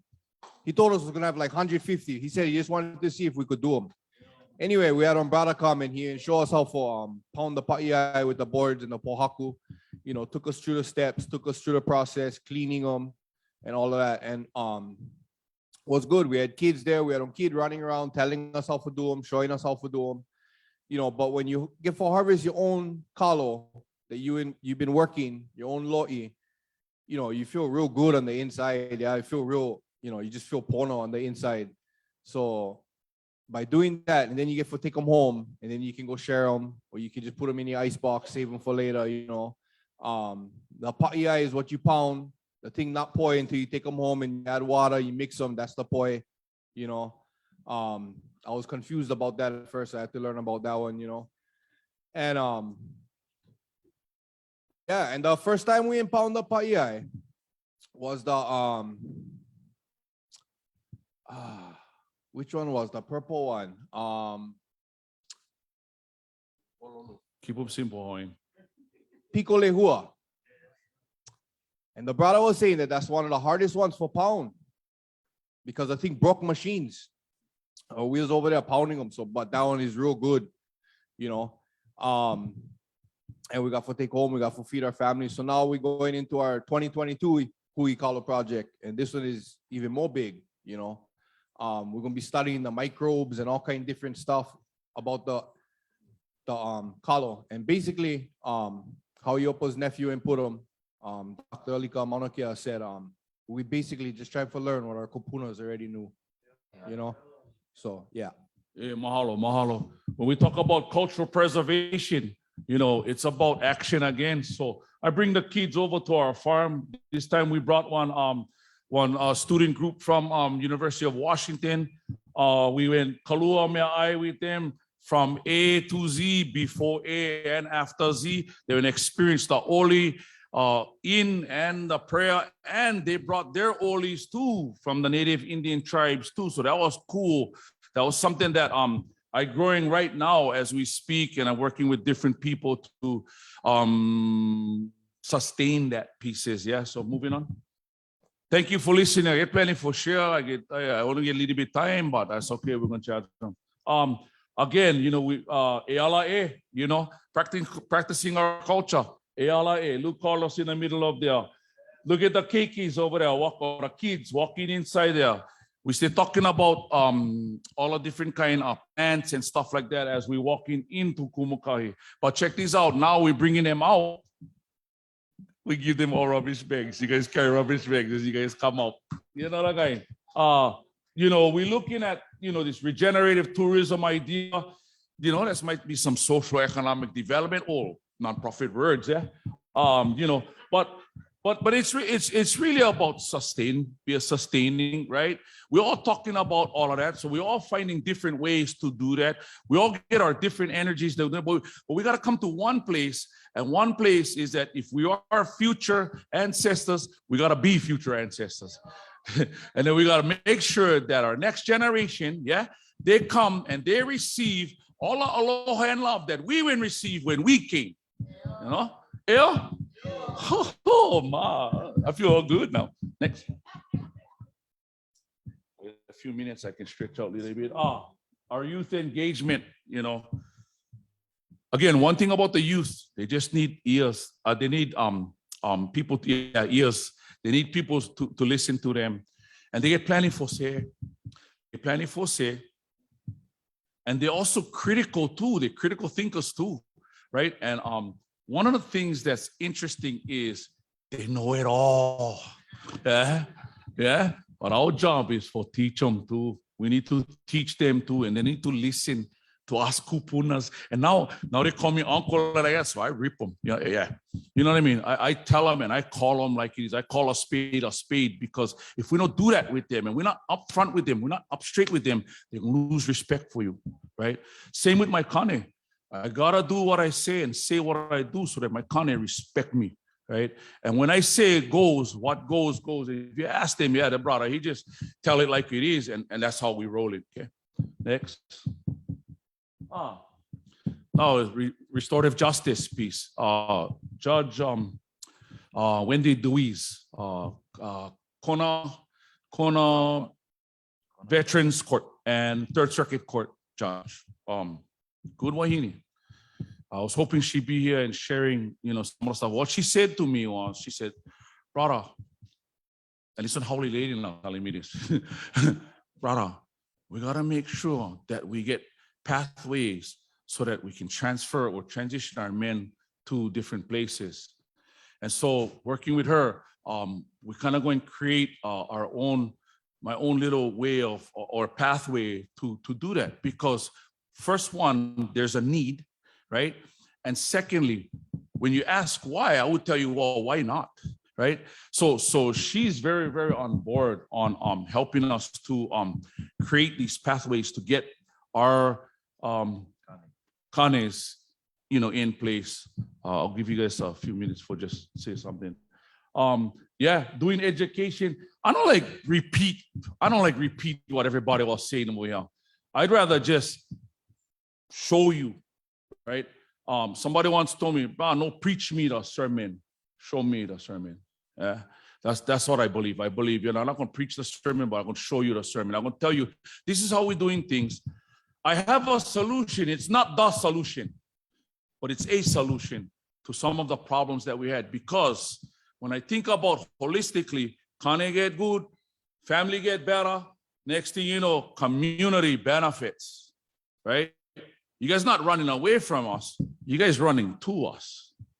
Yeah, you're running to us. I'm pretty sure I'm gonna be talking story about some health and wellness stuff. I'm pretty sure I'm gonna be talking to Maui guys about, talking story. I already made connections with brother Travis from where Travis from? Where you was working? At Habilitat. And I told brother, I said, look, brother, I go bring 5 guys on Zoom call. You bring 5 or 10 guys on your call. And what we're gonna do is we're gonna just create. And we're going to voila out, we're going to talk story, and we're going to mentor, and we're going to sponsor each other. And we're going to start with sharing our experience, strength, and hope with each other so that we may solve some of the common problems that we have. No? Yeah? How you going to, hey, I'm hoping that from this day and yesterday, that we all take home something, that we make one connection, that we're going to do something, right? We're going to take action steps, okay? Moving on. Okay.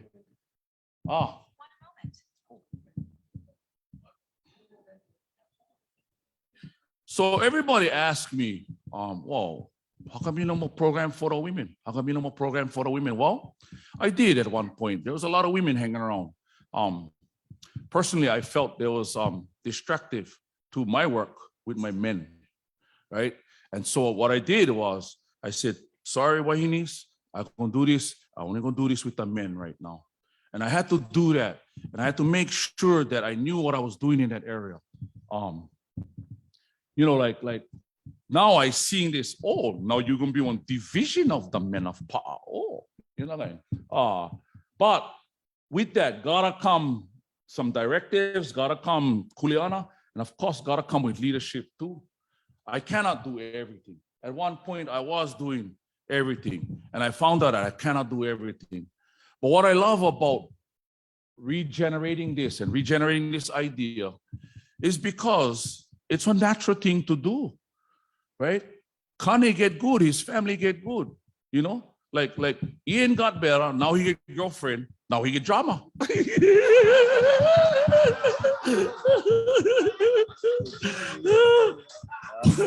Paulie get girlfriend, now he gotta work too. The kind.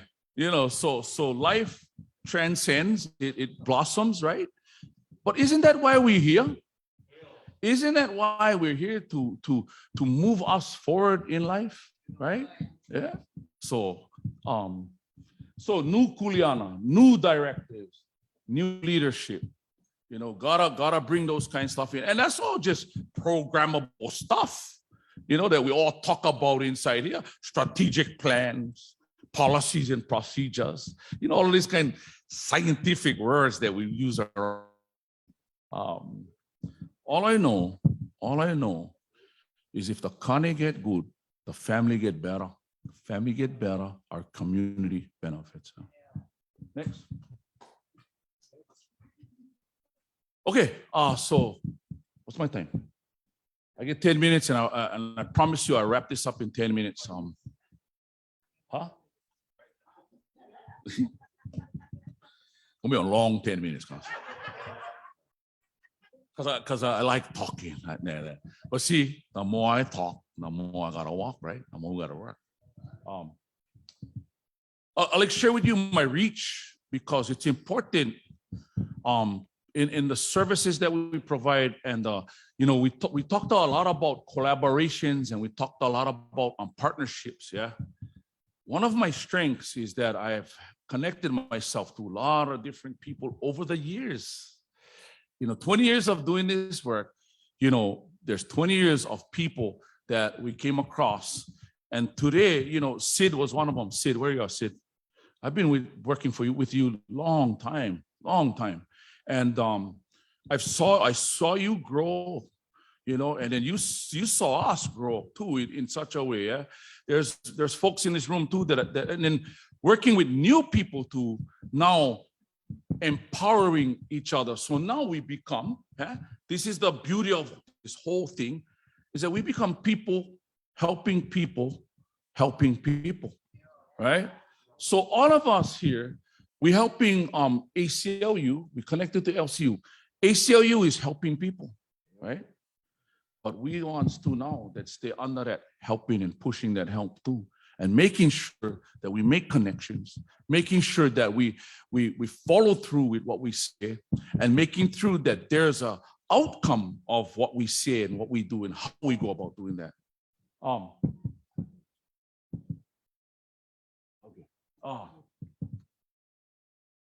So Puna is our district, the big green site, yeah, on the left. What's interesting about Puna is we got a lot of local, obviously local families, real local style, real Hawaiian style. You go to somebody's house or you go to a couple people, they invite you for come eat. You gotta go eat over there. You gotta eat over there. Because if you don't eat, then they take that as the kind like, disrespect. So what you do is when you go people's places, you don't eat too much at that certain places. You eat just a little bit. Why I'm saying that is because here in Honolulu, you stay in the big city, right? So what we do in Puna may not work over here in Honolulu. And vice versa too. What I do in North Kohala may not work in Ka'u district. Yeah, because people different, get different problems, get different ways of doing things too. And I think one of our speakers was sharing that about that. Yeah.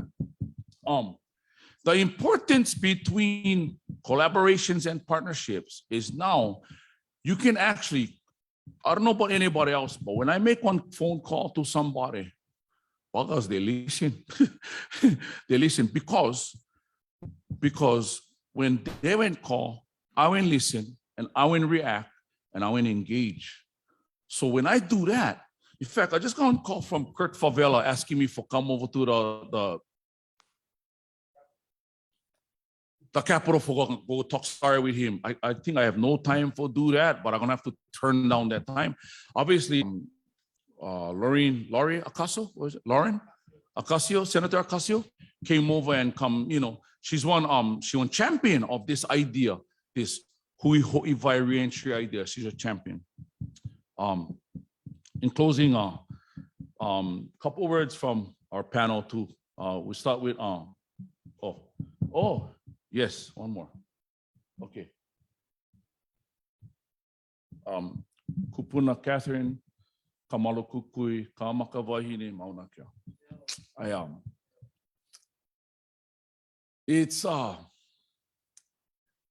It really is about Ohana legacy. My grandmother had set the path for us, and as I speak,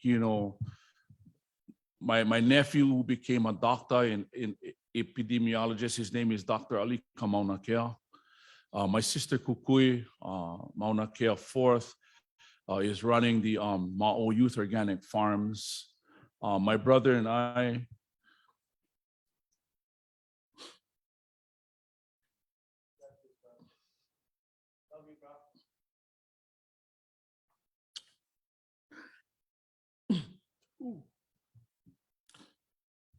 Oh,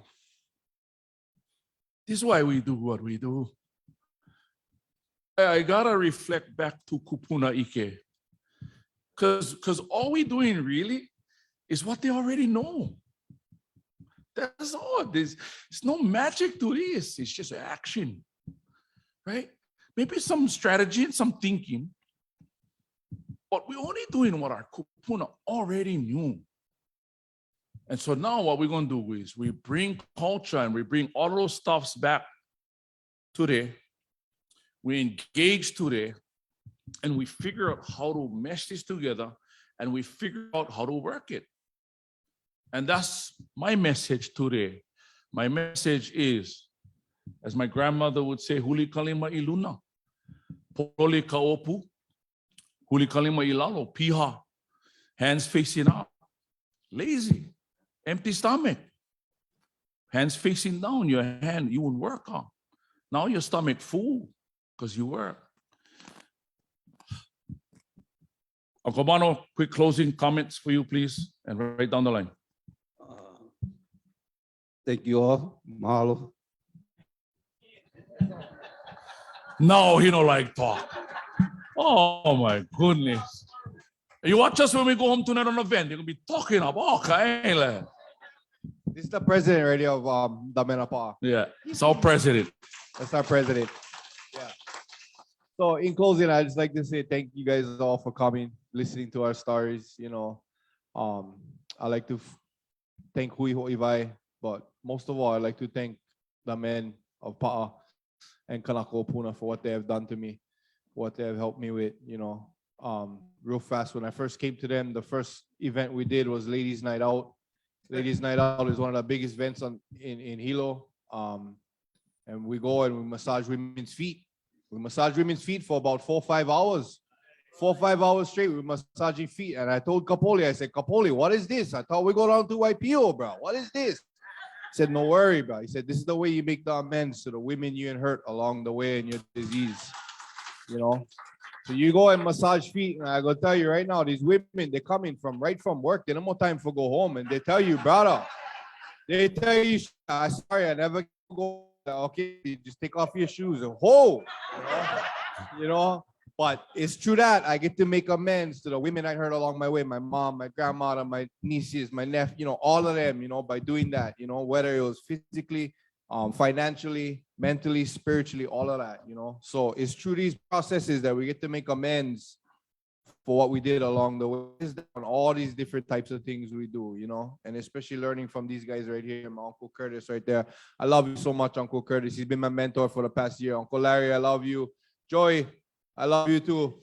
Wait, Uncle Bula, Uncle Lawrence, right there, our cook right there. That's our cook. And then Sir John right there. Love you, bro. Mahalo. Hello, everyone. Aloha, Iopa, and thank you so much for my inventory and just bringing transparency to that for everybody to Always. know. And you know what? You gotta Today, have program when you hang with me, brother.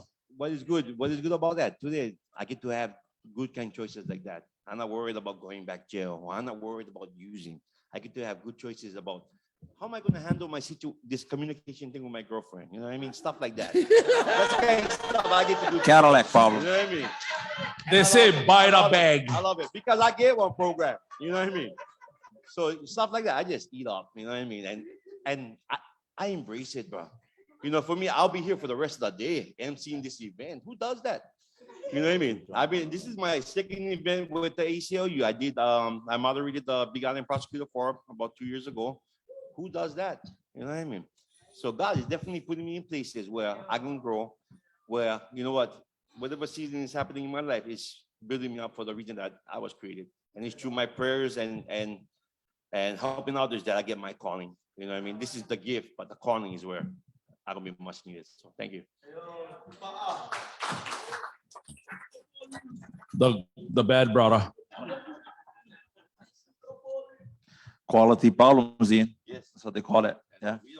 Quality problems. Quality Oh problems. my goodness. In closing, I just like to say, for me personally, I just love the concept of continuing to just help people who help people who help people. And you know, we help the ACLU in things that they do for civil liberties and you know people like us who've been to prison or jail or had problem re-entering into society and stuff like that. Whatever it is, whatever we can do for help them, for help our people, it's gotta be good. Yeah, it's gotta be good. There's no wrong to it. So in closing, as I said, just remember this one. Put it in your mind. Go help people who help people who help people. We'll be okay. If everybody in the road did that, we'll be okay. That's it. Thank you. Rick, one cup and Rick. Pole.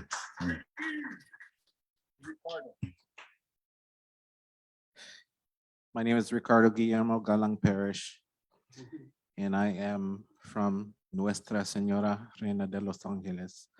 You know it as Los Angeles. It is an honor and a privilege to be part of the Menopaa. I have learned that as a Menopaa, I'm not just a consumer of your services.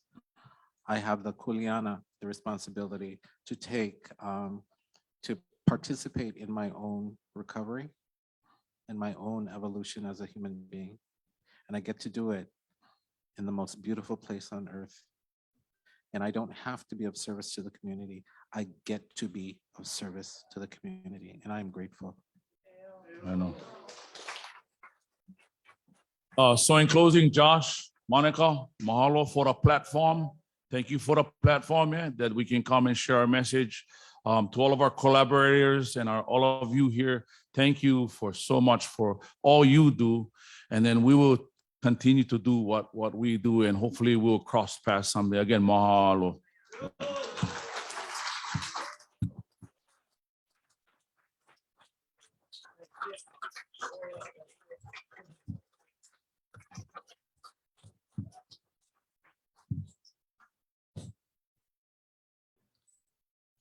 Hello, everybody. I'm back again.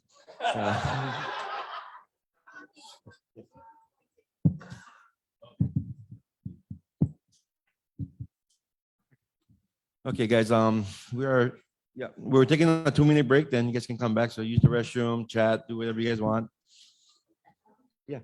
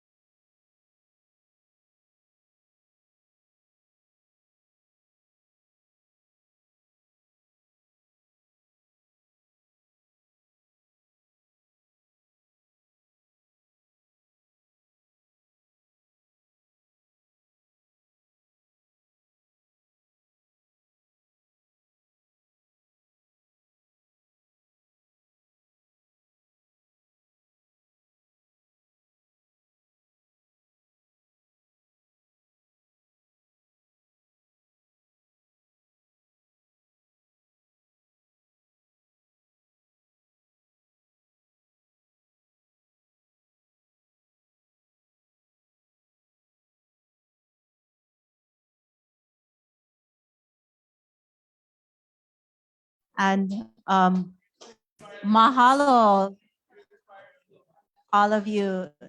It's hard to talk after lunch, yeah, and to keep the audience engaged. And I was bright-eyed, bushy-tailed the whole time.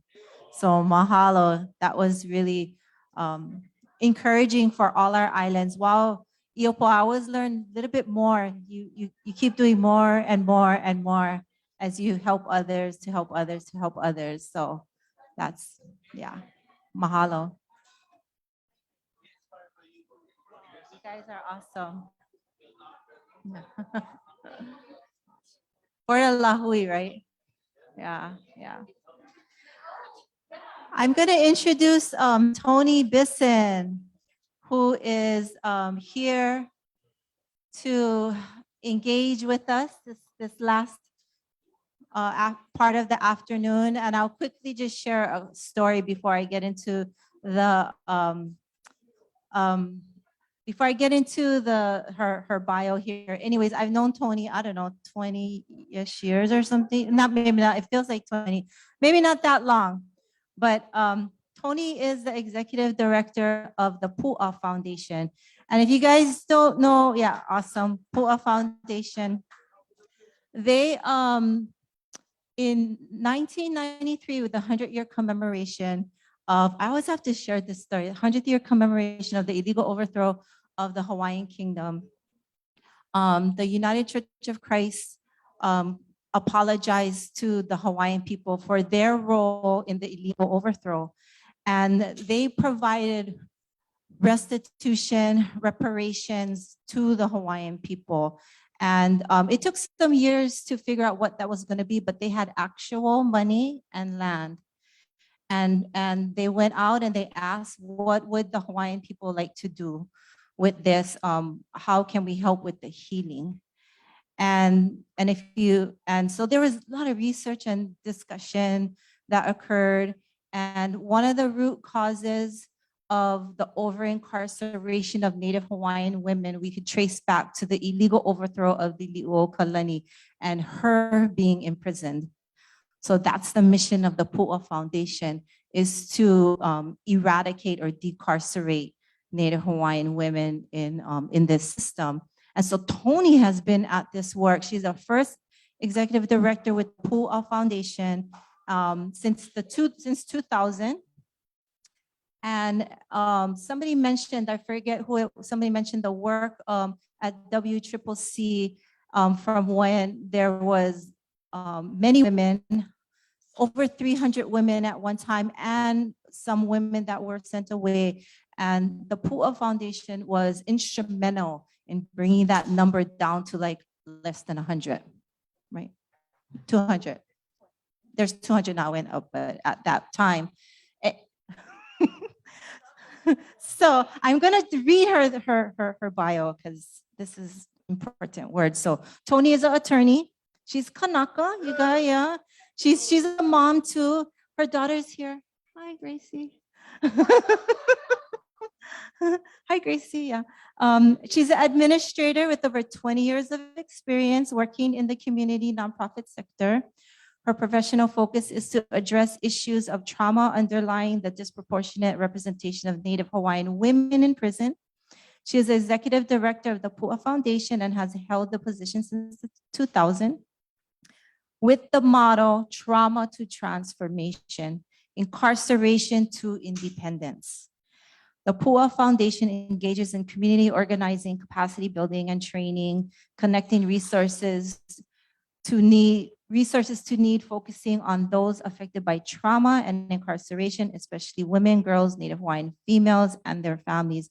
She is a wife and mother of 2 teenage daughters. What I know about Tony and the work that we've done is she's definitely a doer. Like she don't, kind of what, to your point, Iopo, and what we've been saying is we don't want to talk anymore. She's just been doing. So I caught her. I said, Tony, can you please come? She blah, blah, blah, blah, blah. But she came because this is her space, and I really see her, like she was a trailblazer from the 2000s on for women. And I don't know if any of you are familiar with the prison monologues That the women, that was like, that was, because of Tony, they took the women and went around to the different islands. I was in Kona at the time at QLCC, and she brought 5 of the women inmates.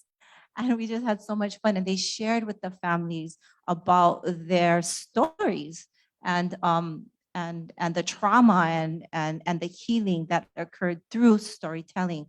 That was a long time ago. But so here's Tony. She's gonna introduce brother here and get going. Well, I just think that Jamie is amazing and such a manawahine for her to be here today and be part of this. I am here because she gave the kahea. And just if people knew what strength and leadership that Jamie is, I am honored to be here with my sister and with all of you guys. And this is my colleague, his name Brother Dennis.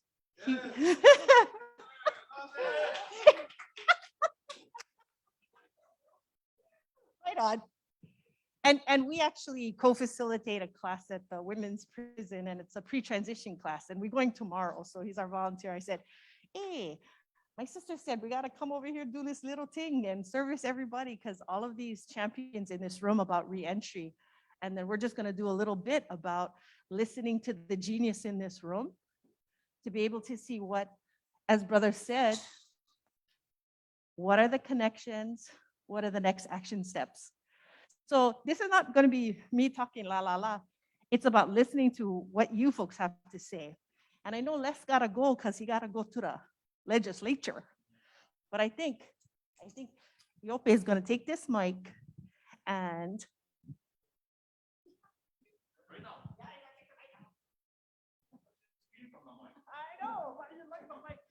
And what I gonna do?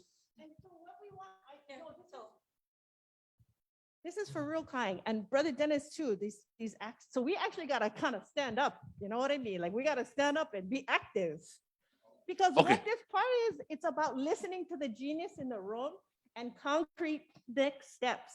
So you heard Brother say one of the things he wants to see is connections made and action steps taken. So based on what he inspired us to do, he's gonna go around the room. Whoever's hand is up, everybody's hand gotta be up, and share with us what that means to you.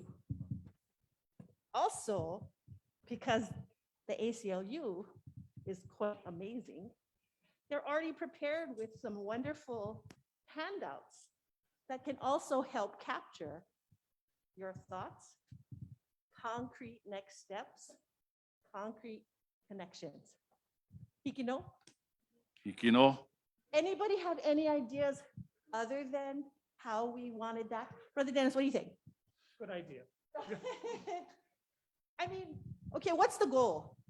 The goal is to be able to make connections, action steps. What do you think that looks like?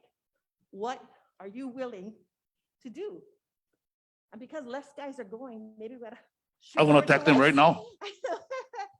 And do we have some of our wonderful ACLU staff that can help maybe if we do have some of the.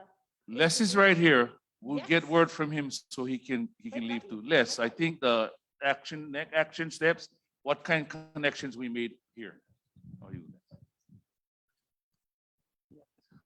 Well, so many connections. I've been collecting numbers. I've been, passing out cards, collecting cards, emails. For us, that's what we do, consortium. That's what we always done. Collaboration, network, connections.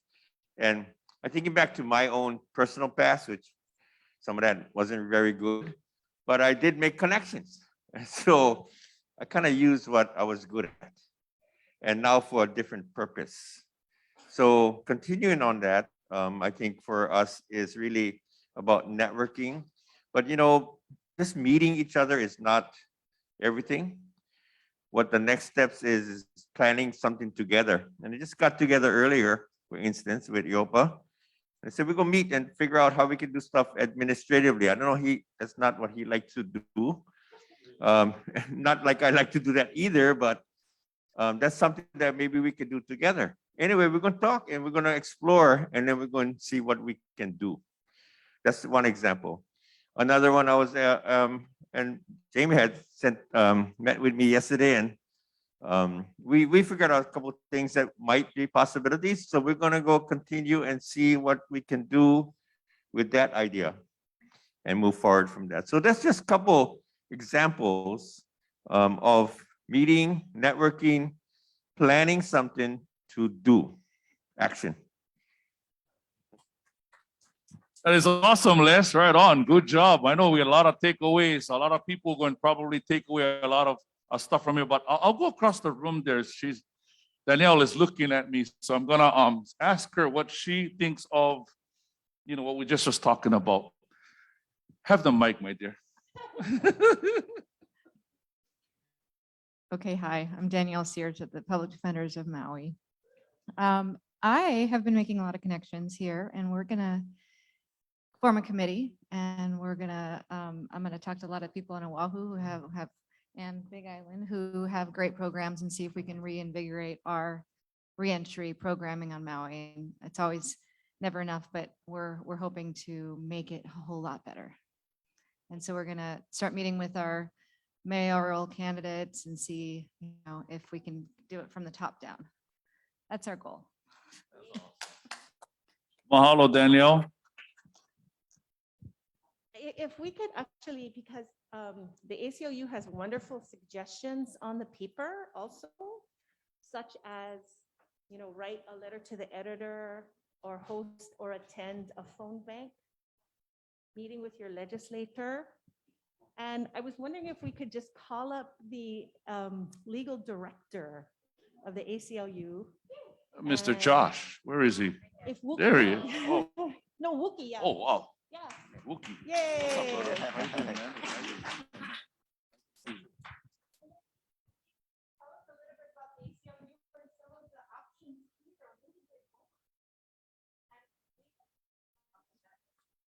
Sure. So I'm a very loud speaker, so I should hold it a little bit further away.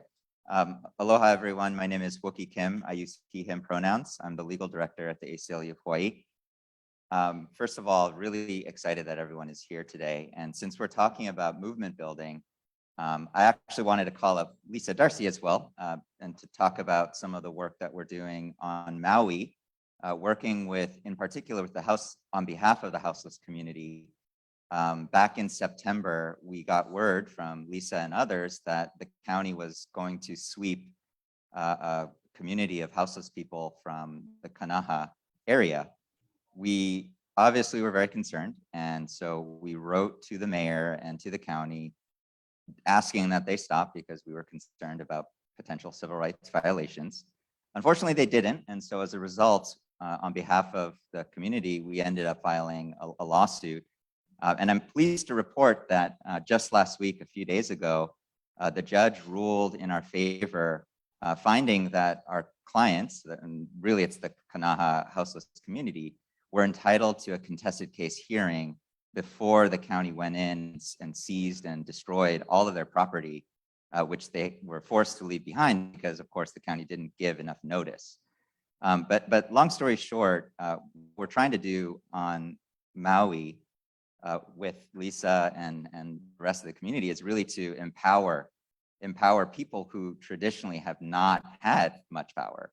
And so our lawsuit is really intended to bring the spotlight on the community. And to that end, we included many declarations from our clients themselves, and those were quoted widely in the press. And when we showed up at the court hearing, we tried to bring as many of the community as possible, and the judge clearly saw the presence in the courtroom. And I think that was really powerful. So with that, I'll pass the mic to Lisa. So thank you. I'm sorry, Wookie, before you pass the mic, I was wondering if you just take a second to just maybe touch upon the section that we're talking about has to do with action steps, and ACLU has just some wonderful suggestions.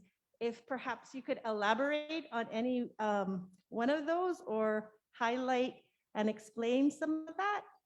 Sure. Is that cool? Yeah, totally Okay, cool. So as a part of building the movement, and as has been clearly is a theme, action, right? We all need to take action, and action doesn't have to be filing a lawsuit. It can be, there are many different ways. We all have a role to play in building this movement.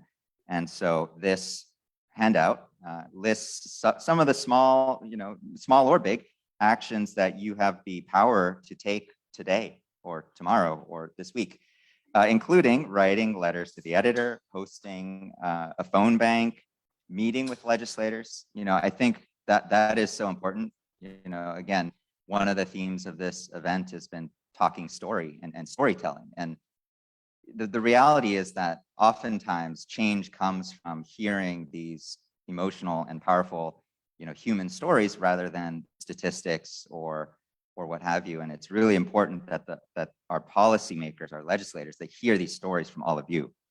I'm not going to read the whole list, but point is, take a look at the handout and please consider committing to taking some kind of action sometime soon.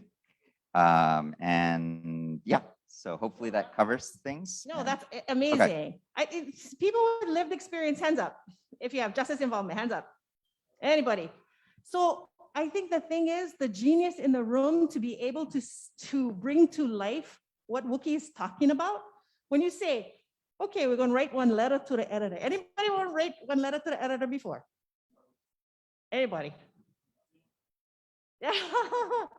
But I think, Wookie, that's one of the things that if we're comfortable in understanding what it really takes and telling that story and a little bit more direction on how that could be done, how does that feel for people? Like, how does that feel for actually writing something like that and tell your story?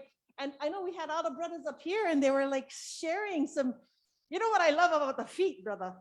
Like, I mean, that's a classic story. I mean, that's transformational. And then really, really loaming the feet of your aunties and they're all whatever, and the reconciliation of what's happening.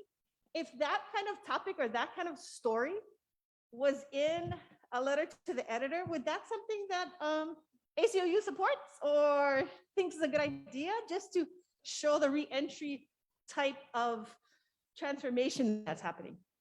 Totally. I mean, again, I think that the people in power, they need to hear from all of you. And so totally. So yeah. If I could just add one thing here too, is I think it's really important. And one of the things that took me a while to learn, but leaders only become leaders if someone follows. The leader creates the movement, but if nobody follows that movement, there's no pattern, nothing happens. And so I think some of the things here in the ACLU, this is some ideas of directions to go, but it's only going to take people who can follow, that create the movement, that enables something to happen. And this is a perfect segue. Hi, everyone. My name is Lisa, and I started Share Your Mana on Maui just for these same reasons. I've been working with community members who have serious and persistent mental illness for 30 plus years and have evolved into working with people who are unhoused and unsheltered. And the only reason that Share Your Mana is successful is because I am the coach and the players are every single person who this affects, and the players are stepping up. They're stepping up to the point where the lieutenant governors are calling Share Your Mana because they want to speak to us. They want to understand. They are coming to us. We have written in the press. We have told our stories. We have stood up when we are very unpopular in a room, and we have faced people who have been very unkind, and our courage only expands in those moments. I must employ to every one of you, when you tell even the smallest bit of your story, especially to somebody who is unkind to you, what goes out into the universe and what will come back is tenfold. The community that I have the honor of walking side by side with is gorgeous, completely misunderstood. I'm also the women's coordinator at the Maui Correctional Center for mentoring. And the stories and the love that comes out of that community, I don't even know how I can be a receptacle for a portion of the kindness and love that I have received. And to be able to translate that back, you must write letters. You must speak your truth. You must not be put off by somebody who is unkind to you. You must welcome that. You must embrace it, and you must feel their pain because they're in pain. And when you can do that and you can sit with that, and you can also put yours aside so that that person can be their best self, it will all work. And it takes a long time. Don't be hard on yourself if you're not going to run out and write that letter tonight, but just start with one sentence. Just start with one sentence. It grows fast. So the community that I call Wookiee Edward Scissorhand, because he just like goes through everything. He's so good. We have collected and documented for a decade to get to where we're at, okay? This did not happen overnight. A decade of documentation, a decade of people having no phone, no access to services, who have a scrap piece of paper that they're writing on in their car when the police come by and harass them at 2 in.the morning, and they try and get a name and they don't have a badge. It's relentless documentation and then telling your story. So I'm so grateful to be a part of every aspect of this team. To everyone who has to tell their story over and over again and re-traumatize themselves to even get one step forward, I bow to you. I bow to you. And Darren we've started an advisory committee that is only people with lived experience. Nobody else gets on that team. And they are the ones who are going to start putting out press releases. They're the ones who are going to start calling all of our, people who are going for election. And they work for us. They work for us. They're the boss. So Darren, thank you. Please stand up. You're the first person to come from our advisory committee. And he has lived experience with the criminal justice system. And I'll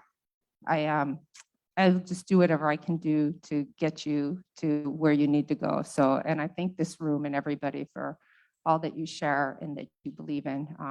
Just happy to be one little grain of sand on this big beach. So thank you. That was awesome, man. I'm gonna check in with one more people if you can. Brother Coco, let's hear what you have to say about some of those things that we had over here. There we go. All right, right there. Oh, you, bro. Action steps. Action steps. Aloha mai kako, o kauko huahila ni no puea mai au. That's why Night Valley, but excuse me, but I don't like to put my back at anybody, so I'm gonna talk from here. First of all, I just want to mahalo nui Iopa, ACLU, e Kolomea nui, and everyone that has been collaborating for this weekend. For me as a Kane and a Kanaka Maoli,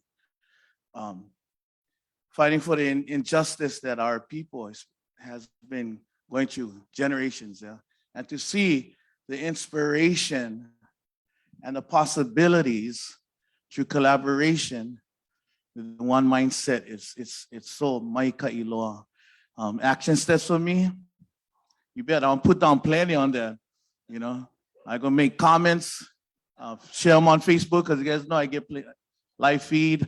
I'm not gonna write on letter yet, but I get everything else that I'm going. I think I'll jot down 4 or 5, because it's so important that we engage. And I'm just humbled by everybody here, because for me, the true test on Kane is staying out of prison.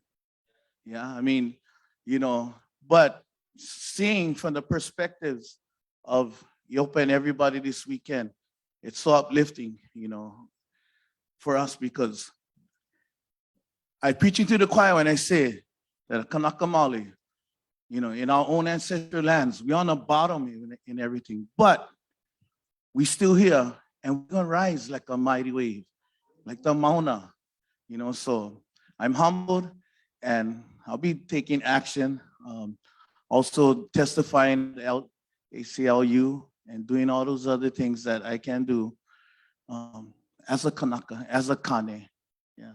And I love being on the head of my ohana.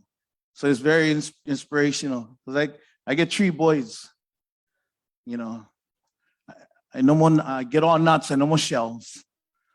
But I need to be to show them true action and true love and compassion. So mahalo nui.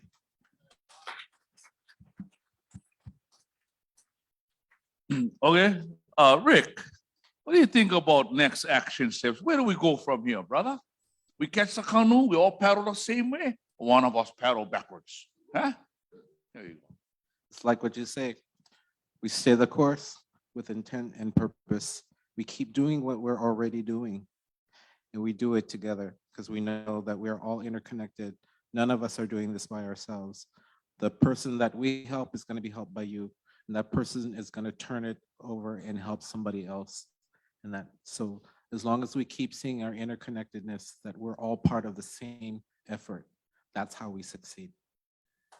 Yes, you guys like say something over there, but I'm gonna bring him to Kylie real quick because she's over there looking at us and see a young person's point of view of next steps. Yeah, where we going with this? Where the canoe going? Hi everyone. Aloha mai kako. O Kylie Koina. I just forgot the question. What are we talking about?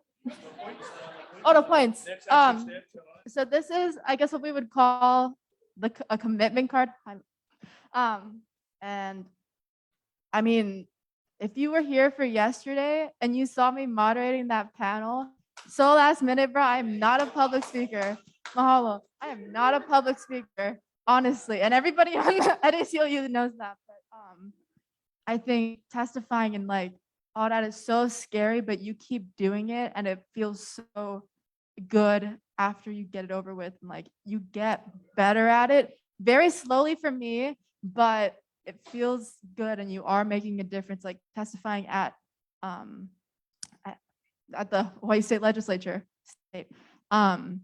And all this. I mean, I don't even know. I made this card and I don't remember what's on it. But asking candidates for governor and lieutenant governor about reentry and decarceration and actually doing the grassroots work from the ground up.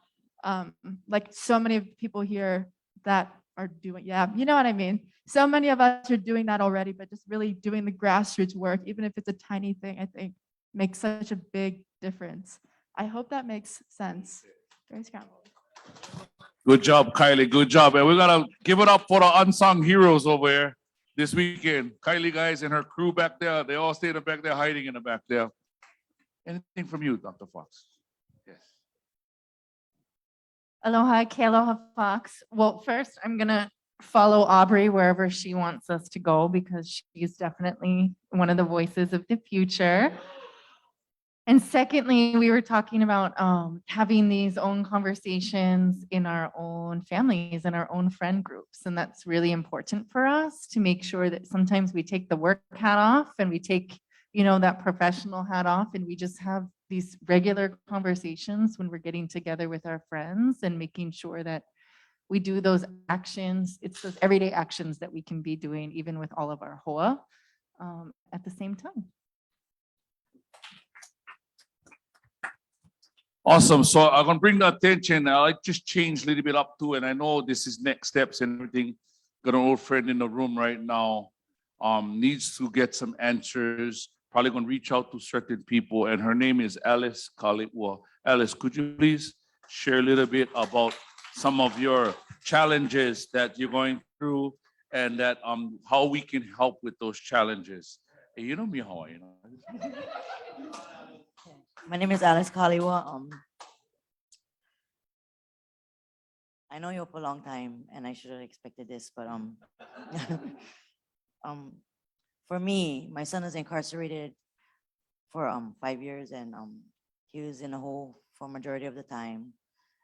And when before he was released, he was transferred from Arizona to Halava in the hole, and released with no identification, no documents. He signed paperwork allocating funds to obtain those documents. He didn't know what happened to it. That's probably happened with many other people, because the system is broken and they cover up stuff. That's what I truly believe. And he got rearrested he picked up new charges. because no case management. Got incarcerated again, high bail. We got him out to the bondsman. Then got rearrested for substance use. So I strongly believe when you do with substance use in the prisons, you gotta also address the mental health issues. And you can address the mental health issues, but mental health issues, we give them medication without rehabilitation and without therapy, it doesn't help because they locked up himself for 23 hours, medicated with no rehabilitation process. So it does more harm than good. Yeah, kind of put him in a zombie state. So this last time my son was arrested, we had to bond him out, and my daughter took over a loan because his bill was $81,000 and we didn't reduce him. So 51,000. My daughter took over a loan for getting him out, and by the grace of God, not because of the public safety department, mostly because of my daughter. She's been the most consistent thing in his life because I have been absent a lot due to my own struggles. But with her support, with the support of a loving family member, even just one, he can flourish because he working as a security guard, so he protecting his community. He a licensed tattoo artist. He loves to draw from when he was young. His artwork, you can see the detail in the eye, rather it's grief, anguish, not just sadness or mad. It's deeper than that. So he told me, I love my second job. He goes to school for digital media arts. His spare time is spent with his 2 kids, and he's aware of his triggers and stuff like that. And for a while, I had to ask him, was I enabling you all these years? And he said, no, Mom, I had to hit bottom. But after he came home, I still feel this tugging in my spirit because I know get other mothers out there, and the kids still lock up or whatever, and we don't know if our kids will come home alive, like, because you cannot trust the system. I mean, I reached out to Monica and I told her, help. I don't know if I trust anymore. I don't trust nobody. And she gave me direction. And now today I have a fate. I just got my one ID. I never have ID for 5 years. I just got on temporary ID last week, like, for real. I said, yes, I come in. I never have an ID yet, but in faith, I walk in faith and I just trust in the process. And I know that my job not done. I get on calling. I know I do. Never ending my son, get other people out there struggling, and there's something I can do about it. And that's all. Thank you guys. So this is why, to me, this part about next action steps is so important because of this kinds of stories that we're going to hear continuously. I'd like to wrap one more time, please. I get one brought over here from Maui. I'm pretty sure he got lots on his mind, and he probably will take some stuff, go and take some stuff home. So, Brother Anton, bro, can you share with us a little bit some of your thoughts, please? Thank you, mahalo. I'll make this quick. This is my first attendance, and what I shared last night. I thought about it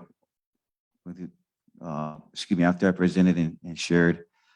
I met Danielle Sears. I talked to Lisa Darcy, and so it kind of got remotivated when I shared about. At least I feel that I have to do something. Yeah, do something. Do more. So I've been driven just from yesterday and last night. I got driven hard and to my brother here, whom I haven't seen since I think '91. I haven't seen his brother when we were together in pre-trial, and to see and to hear the mana'o that's been going on around with everyone. Just hits my heart, hits everything. Hits the now deep. So yeah, I got a lot of work to do, and pathway to get back on track, because I was helping in deactivate or demagnetize, to be honest, Then I mentioned real briefly about the changes with administrative staffs, etc. But this is for a whole reason. So I thank the ACLU. I'm grateful for Carrie Ann that mentioned, encouraged me to make, because I'm usually working almost 6-7 days a week. I'm glad, I'm happy I made the decision to come and to hear the different voices and now to take action. That's what it's about, brother. You know what I'm saying? To make that Pono movement. And my brother, I'm sorry, forgive me, your name. Dennis. So Dennis, you mentioned about the you need, leaders and followers. Yeah. And when you mentioned that, the other word that came to my mind is having a direction, having a purpose too. So we have leaders, followers, and in the right direction, with the right strong full plan. I think we'll be able to establish and reach that area. Thank you.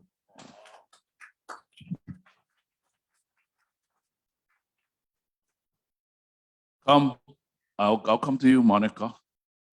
Here you go. Ladies and gentlemen. Hi, everybody. Thank you, Dr. Fox.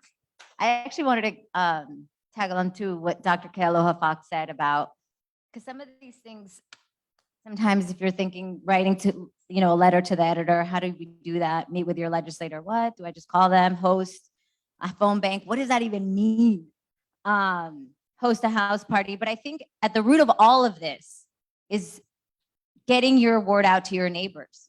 It's when you're sitting at a dinner party, it's when you're sitting in an Uber, when you're sitting in a Lyft. People ask me all the time, what do you do? And I'm like, let me talk to you about criminal legal reform. Let me talk to you about decarceration. It's bringing these things up in every space that you're in and all the spaces that you're in. This year, 2022, is a big election year. Everybody's up for re-election. We're going to get a new governor. You know who the governor picks? The head of the Department of Public Safety, the attorney general. This is a big, big year. This is the year where we have to make this push, where we have to talk to our neighbors, where they have to know when they go and have a town hall in Maui that there's going to be Maui people there asking about the IDs, and they're going to be asking about houselessness, and they're going to be asking about the criminalization of poverty.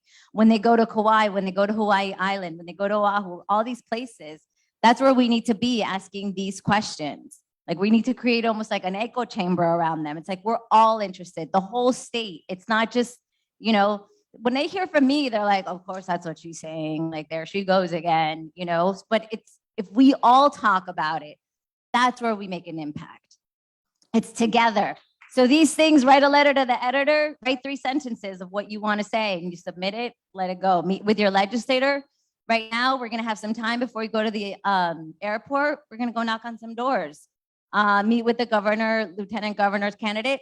They're going to be going around wanting to talk to you, and they're going to say the things that you want to hear. Make them say those things. Make them say the things that you want to hear.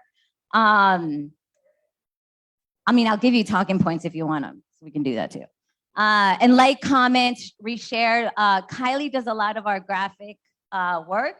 She's the one who did the banner. She's the one who did these things. When you see her beautiful graphics on our ACLU of Hawaii social media, please reshare, please like. Those things matter, especially because all of you are spread across the state. So it just looks like it's everywhere because we will be everywhere. Testify on the bills. We send out emails all the time. During session, we're a little bit annoying. I'm going to apologize in advance, but we're the ones who keep you up to date about what's going on. And sometimes it's as easy as clicking on a button and it sends an email to your legislators. Since you all registered, I have your emails now, so talk to you soon. And Ansley's here, Shayna's here, Kylie's here, Josh is here, Wookie's here. There's our legal team right here. Shout out to the legal team. Peter, our honorary field member. If you have any questions, please feel free to talk to us. And I think most important, one of the reasons that we wanted to do this is because we want to hear from you, because you're the ones who tell us what it is that we need to do. And it's together that we're powerful. I wasn't even going to talk. I don't know about anybody else, but I felt a firecracker going. Oh, mean firecracker. Okay, wait, let me go over here first and then you next, yeah?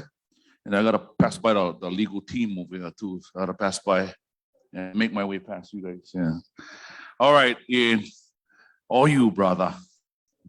Hey guys, how you guys doing? Once again, I'm your MC. My name is Ian Palek. I'm with the Man of Palm. So we was talking about action all day today, right? And we were doing a lot of things, from moving buildings, from going to classes, doing communication seminars and whatnot. And let me tell you guys something. Don't confuse movement with progress, because I can run in place all day and not do nothing. We get an opportunity to make changes today. We get an opportunity to be felt, be counted. So take advantage of that opportunity. I'm talking about finishing something that you started. You know what I mean? I'm talking about suiting up and showing up and making yourself felt next door. You know what I mean? Like I said, no confuse movement with progress. You know what I mean? Because I can run in place all day and not do nothing. Love you guys. Hello.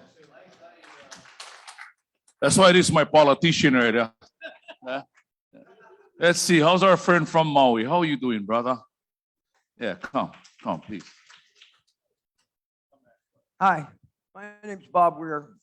I was on vacation for 15 years for the state of Hawaii.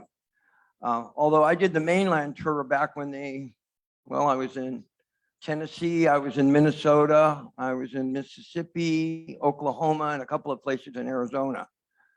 But I met a really good friend while I was in there. And we got out, we've been out close to 10 years now. And about 18 months ago, he said, Bob, we ought to do something to give back. And my wife and I had been going into the prison in Maui every Christmas and bringing in hygiene presents that we got through donations by visiting hotels and stuff like that. It started with them allowing us to bring a candy cane, but we pushed and we finally got to bring shampoo and deodorant, all that kind of stuff in every Christmas. And we got to testify about what was happening outside, things that they need to take a look at. While I was in, I developed a class called 9 to 5 is Better Than 10 to Life. And it's a class that teaches people how to get necessary ID cards, birth certificates, social security cards, DD 214s. Then we taught how to find a place to live, the things you need to go through to do that. Then we taught how to get a job, how to do interviews and things of that nature. And then I spent some time talking about what it's going to be like when you go back to your family. Well, anyhow, about 18 months ago, that guy right over there that's got his finger in his ear came up to me and said, Bob, let's do something. So we started this company called Inmate Initiatives. And we started going to the prison and picking the guys up when they got discharged. And we took them to home. We took them to the places to get their medical. We took them to get the necessary paperwork we could get them. We gave them food banks from the food bank. We gave them food bags, things like that. And what hit so hard today is when this brother right here said, just don't say it, do it. And that's what Vince and I did. We did it. We stepped out there and grabbed it and went for it. And it seems like each month it gets bigger and better. Well, this was our first time being able to come to this. And I'm going to tell you what, this has been one huge blessing. The networking we've got, the names of people that are on our island that say, oh yeah, we got places for people to stay. What? We didn't know about that. We've loaded up our cards with all this information. So this has just been a godsend for him and I. But I just want to reiterate it one more time. Don't talk about it. Do it. And it'll happen for you. Mahalo. And since we're on that thought, I'm going to kind of move a little bit on the side over here. And we will get Brother Vince's kind of manao over here. Tumokaze. How you, brother? Yeah, cause come talk first. Hello, everybody. My name is Vince. Just like you on title, I don't know what the title means. What is it? Executive director or something? But yeah, we just want to help our brothers and sisters when they come out. I mean, for me, I saw a lot of them going home, coming back, going home. I did 11 years. And I keep asking, what's the problem? What's the problem? And they lose support. They don't have the support. And when I see over here, we have a lot of support that can help them. And that's part of the reason why me and Bob started Inmate Initiative, because I born and raised on Maui, and my family, we know a lot of people. And so when I came out, I had options. I could choose 2 jobs. I had 2 houses, 2 places I could live. And a lot of these guys, they don't have that. And that's what our goal with Inmate Initiative is, just to create options for them so they can choose. And we're not telling them how to live, but we just want to create options for them. That's all. Thank you guys. And, oh yeah, this is awesome, bro. Thank you guys. Yep. I guess I'm just going to share something called, how many of us know what professional peer support specialists are? Hands up. Okay, we got 5 of us in a room. Right on. So, it's a profession. It's a leadership. It's a vocation to be able to be a professional peer support. As we speak, we have actually 5 peer support specialists doing some training on the Big Island, who have done justice involved, absolutely working with the Substance Abuse Mental Health Services Administration. It's a 40-hour training. It's another 125 hours to be certified for the Department of Health. We will help that happen if people would be interested in being professional peer supports. What it is, it provides the leadership and the lived and the genius of lived experience, each one teach one, and providing that helping hand. Here's the other part, and too bad the Chaim wasn't here because I would have called her up, Ke Aloha Fox, because part of what an individual who comes out of prison, they in fact, we help, like brother was saying, Bob, right? Help them get IDs. Everybody does it, right? You need safe, clean, affordable housing, livable wage, healthy relationships. How do we get that? A peer support is able to help along the way. You guys are already doing that. And then you get paid for it because somebody who has their insurance covers, like from Aloha Care or HMSA or Ohana, our brothers and sisters coming out, they already get SNAP, they already get Quest, they already get financials. Part of a benefit that an individual has can in fact pay and cover for those services. Anybody ever heard of Homeboys Industry? In it's Big Island. It's in Los Angeles. And so those guys, we shared, we went up there, blah, blah, blah, blah. And what they put together in terms of what a model is for them is to have a peer support, a case manager, and a therapist as a team to help our brothers and sisters in crucial moments coming out. So what am I saying? Peer support is absolutely a profession and a leadership movement and vocation that is available. Who's interested? Anybody? Like, okay, my last name Bisson. I happen to be the Bissons from Maui, so there we go. Absolutely, absolutely. Aloha. So those are something to think about in terms of peer support, that it can be a sustainable way in which to secure jobs, to help give back in a very coordinated way. But I think we have about, I think call Sheena up, or has ACL is what? Sheena wants to come up. Anybody else have any last? Mind if I grab somebody real quick that was like on it all day, all weekend? Nice, young, handsome man. You know, he was behind the computer all weekend. And then he stopped me a few times asking me questions, and I couldn't answer. Oh, where did he go? What? Ah, shucks. He split on me.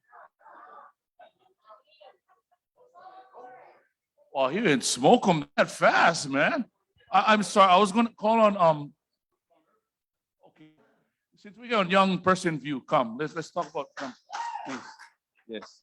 Just some points of view, what you learned, what you take away from this weekend.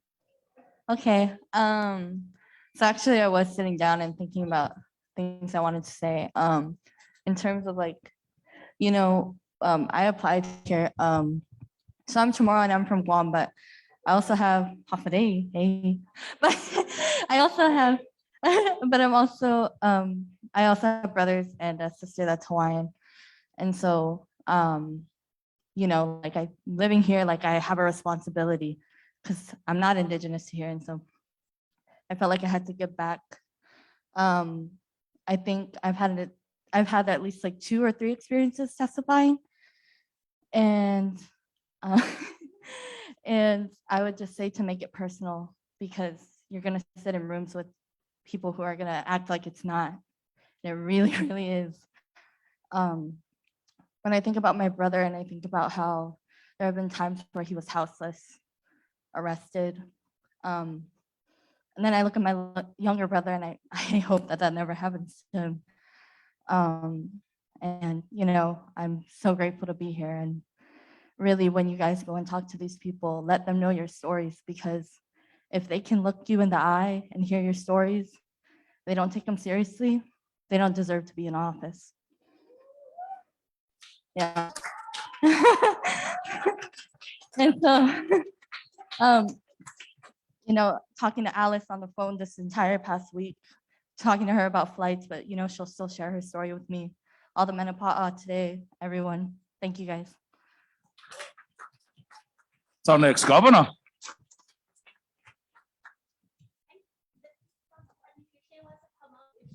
You want to come up and kind of wrap this up towards the end part of just, thank you, everyone. Does anybody have any last minute call to action that you want to share?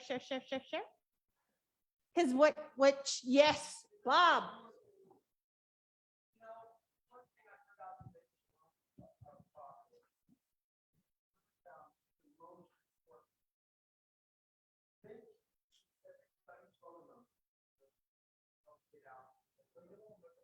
Yes.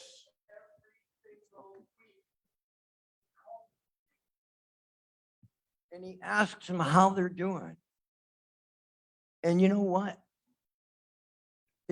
They're blown away because somebody cares about them. And you know, each of us is that way. We all want someone caring about us. We don't necessarily need a phone call. But I'll tell you what, when you're getting out of prison, you know, I didn't have any family or anything. I was blessed anyhow. But when you got someone calling you up and holding you accountable, did you get a job yet? Are you working? Do you need help doing something? Can I give you a couple of dollars? You just want to come over and have a meal with me? Brothers and sisters, you don't know how powerful that is. That's what I really believe they need the most. And Vince is the one that turned me on to that. I mean, I didn't think about it that much, but all this time for the last 18 months, that man has been calling everybody every week. And we see the, thanks, my brother. Peer support, 100%, man. Okay, so mahalo, she's gonna come up and then thank you everyone for your brilliant genius ideas. They have been put together in some notes and collecting those papers. And some of the things I think I'd like, brother, you could close us with that because I took the notes that you said about Zoom meeting, all of that. Oh, okay. So my takeaway and my I guess call to action was this. So all of us who's outside of the Hui, right? The organizations that outside of the Hui, to me, gotta come together, maybe on Zoom or something, like real close, like next week, whatever, the following week. Then we need to do some kind of like takeaway session on there, so that we'll take away this information, right? And then we'll archive it. So then when the Hui gets their meeting, right? We might be interested in joining the Hui, and then we can create one-way protocol to come into the Hui, and then we already have action steps coming into the Hui, because we need you in the Hui, right? So if that's making sense, that's kind of like my suggestion to this whole thing. Yeah, thank you. Mahalo. No, you say thank you. Thank you, everyone. Excellent, excellent, excellent. And I think we're going to pass it over to wrap up.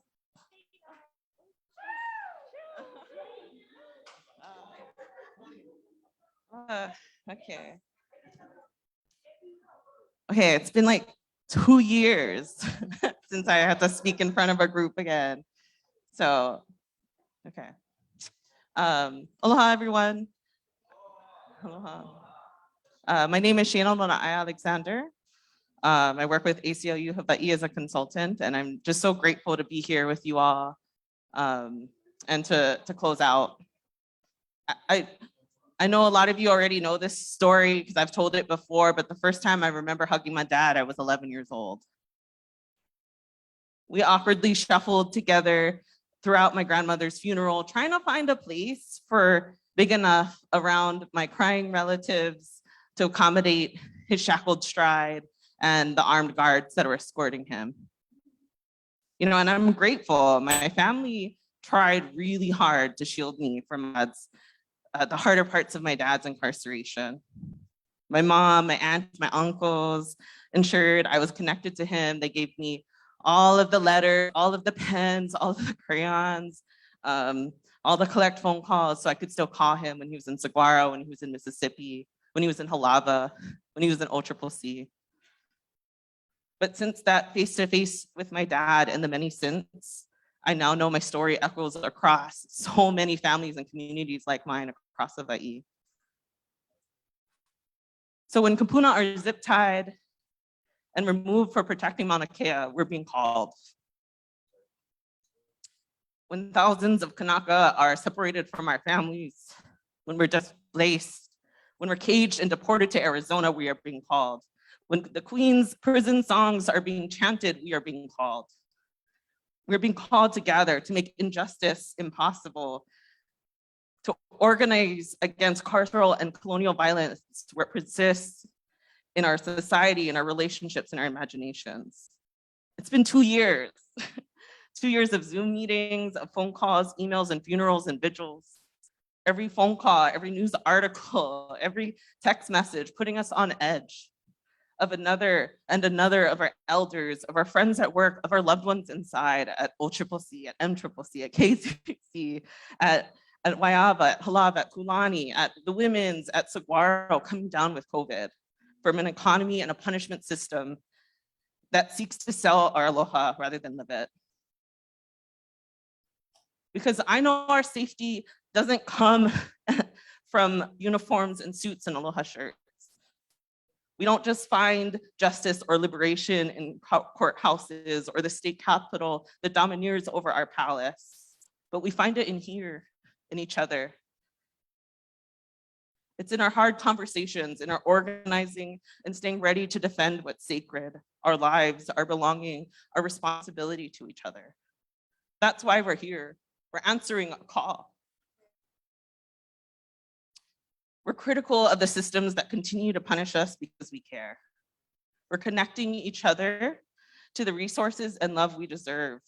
And like Uncle Iopo was saying and repeating throughout this, we're defining and building collective futures where everyone has what they need to thrive.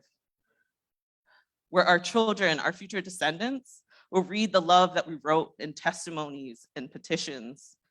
They'll hear it in the recorded press conferences. They'll hear it in these meetings. They'll be nourished by the recipes that we pass down, and they'll be safe in the homes, in the hospitals, in the schools, in the addiction recovery, and the harm reduction, in the street outreach, in the youth development, in the transformative justice programs we create. They will know our love. Justice and accountability and healing happens when we're in community and funding care, not cages and handcuffs. We deserve for our loved ones leaving prison to have a state ID, a simple piece of plastic. So we're gonna oppose HB 2169 and make sure people get IDs so they can go work, so they can have a house, so that they can have healthcare. We deserve funding for our community and based and reentry-based community programs. So we're going to support HB 2309 and make sure we get our money to make sure our streets and our homes are safer. We deserve fair chances. So we're supporting HB 2344 to make sure people who miss phone calls or have a hard time finding a job because they got a criminal record don't just go put back in the cage and actually get the support that they need, the support that they find in the space that we create. I want to close by saying, Joy Enomoto, a Black Kanaka artist and leader, says, genuine security means building pu'uhonua within each other. We keep us safe. We heal each other. We're reclaiming our relationships and building what a just, safe Hawaii looks like. Because I know this is what my dad deserves. I know this is what you deserve. And we deserve a whole systems change. So mahalo for being here today.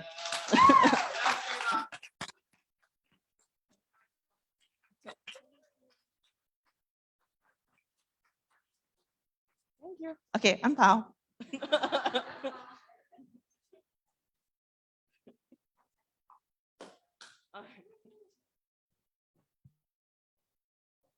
What time is it?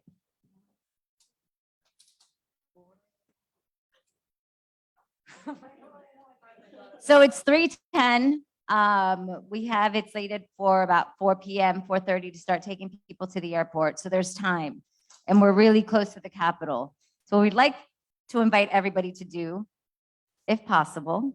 No, what we'd like to invite you to do is to go and see if you can talk to some legislators, even if you just talk to their staff. On your name badges, oh, I don't have mine on, but on your name badges, those are your representatives. We look them up with your addresses.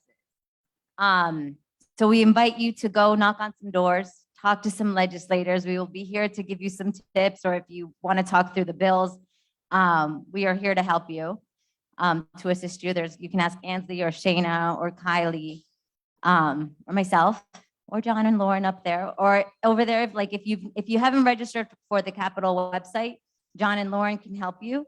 They're over there if you haven't registered, and that's how you submit testimony. And sometimes, just so you know, to submit testimony, sometimes you just can go on there, log in. If you type in your bill and you give it a thumbs up or thumbs down. So sometimes you don't even have to write anything. You just have to say whether you support it or you don't support it. It can be as easy as that. And with that, that's all, folks. I mean, we'll be here. And if you have a flight, your bags are here, so we're here. And then around 4 o'clock, right? Is that the time we have? We'll start taking people over to the airport. Sound good? All right, thank you, everybody.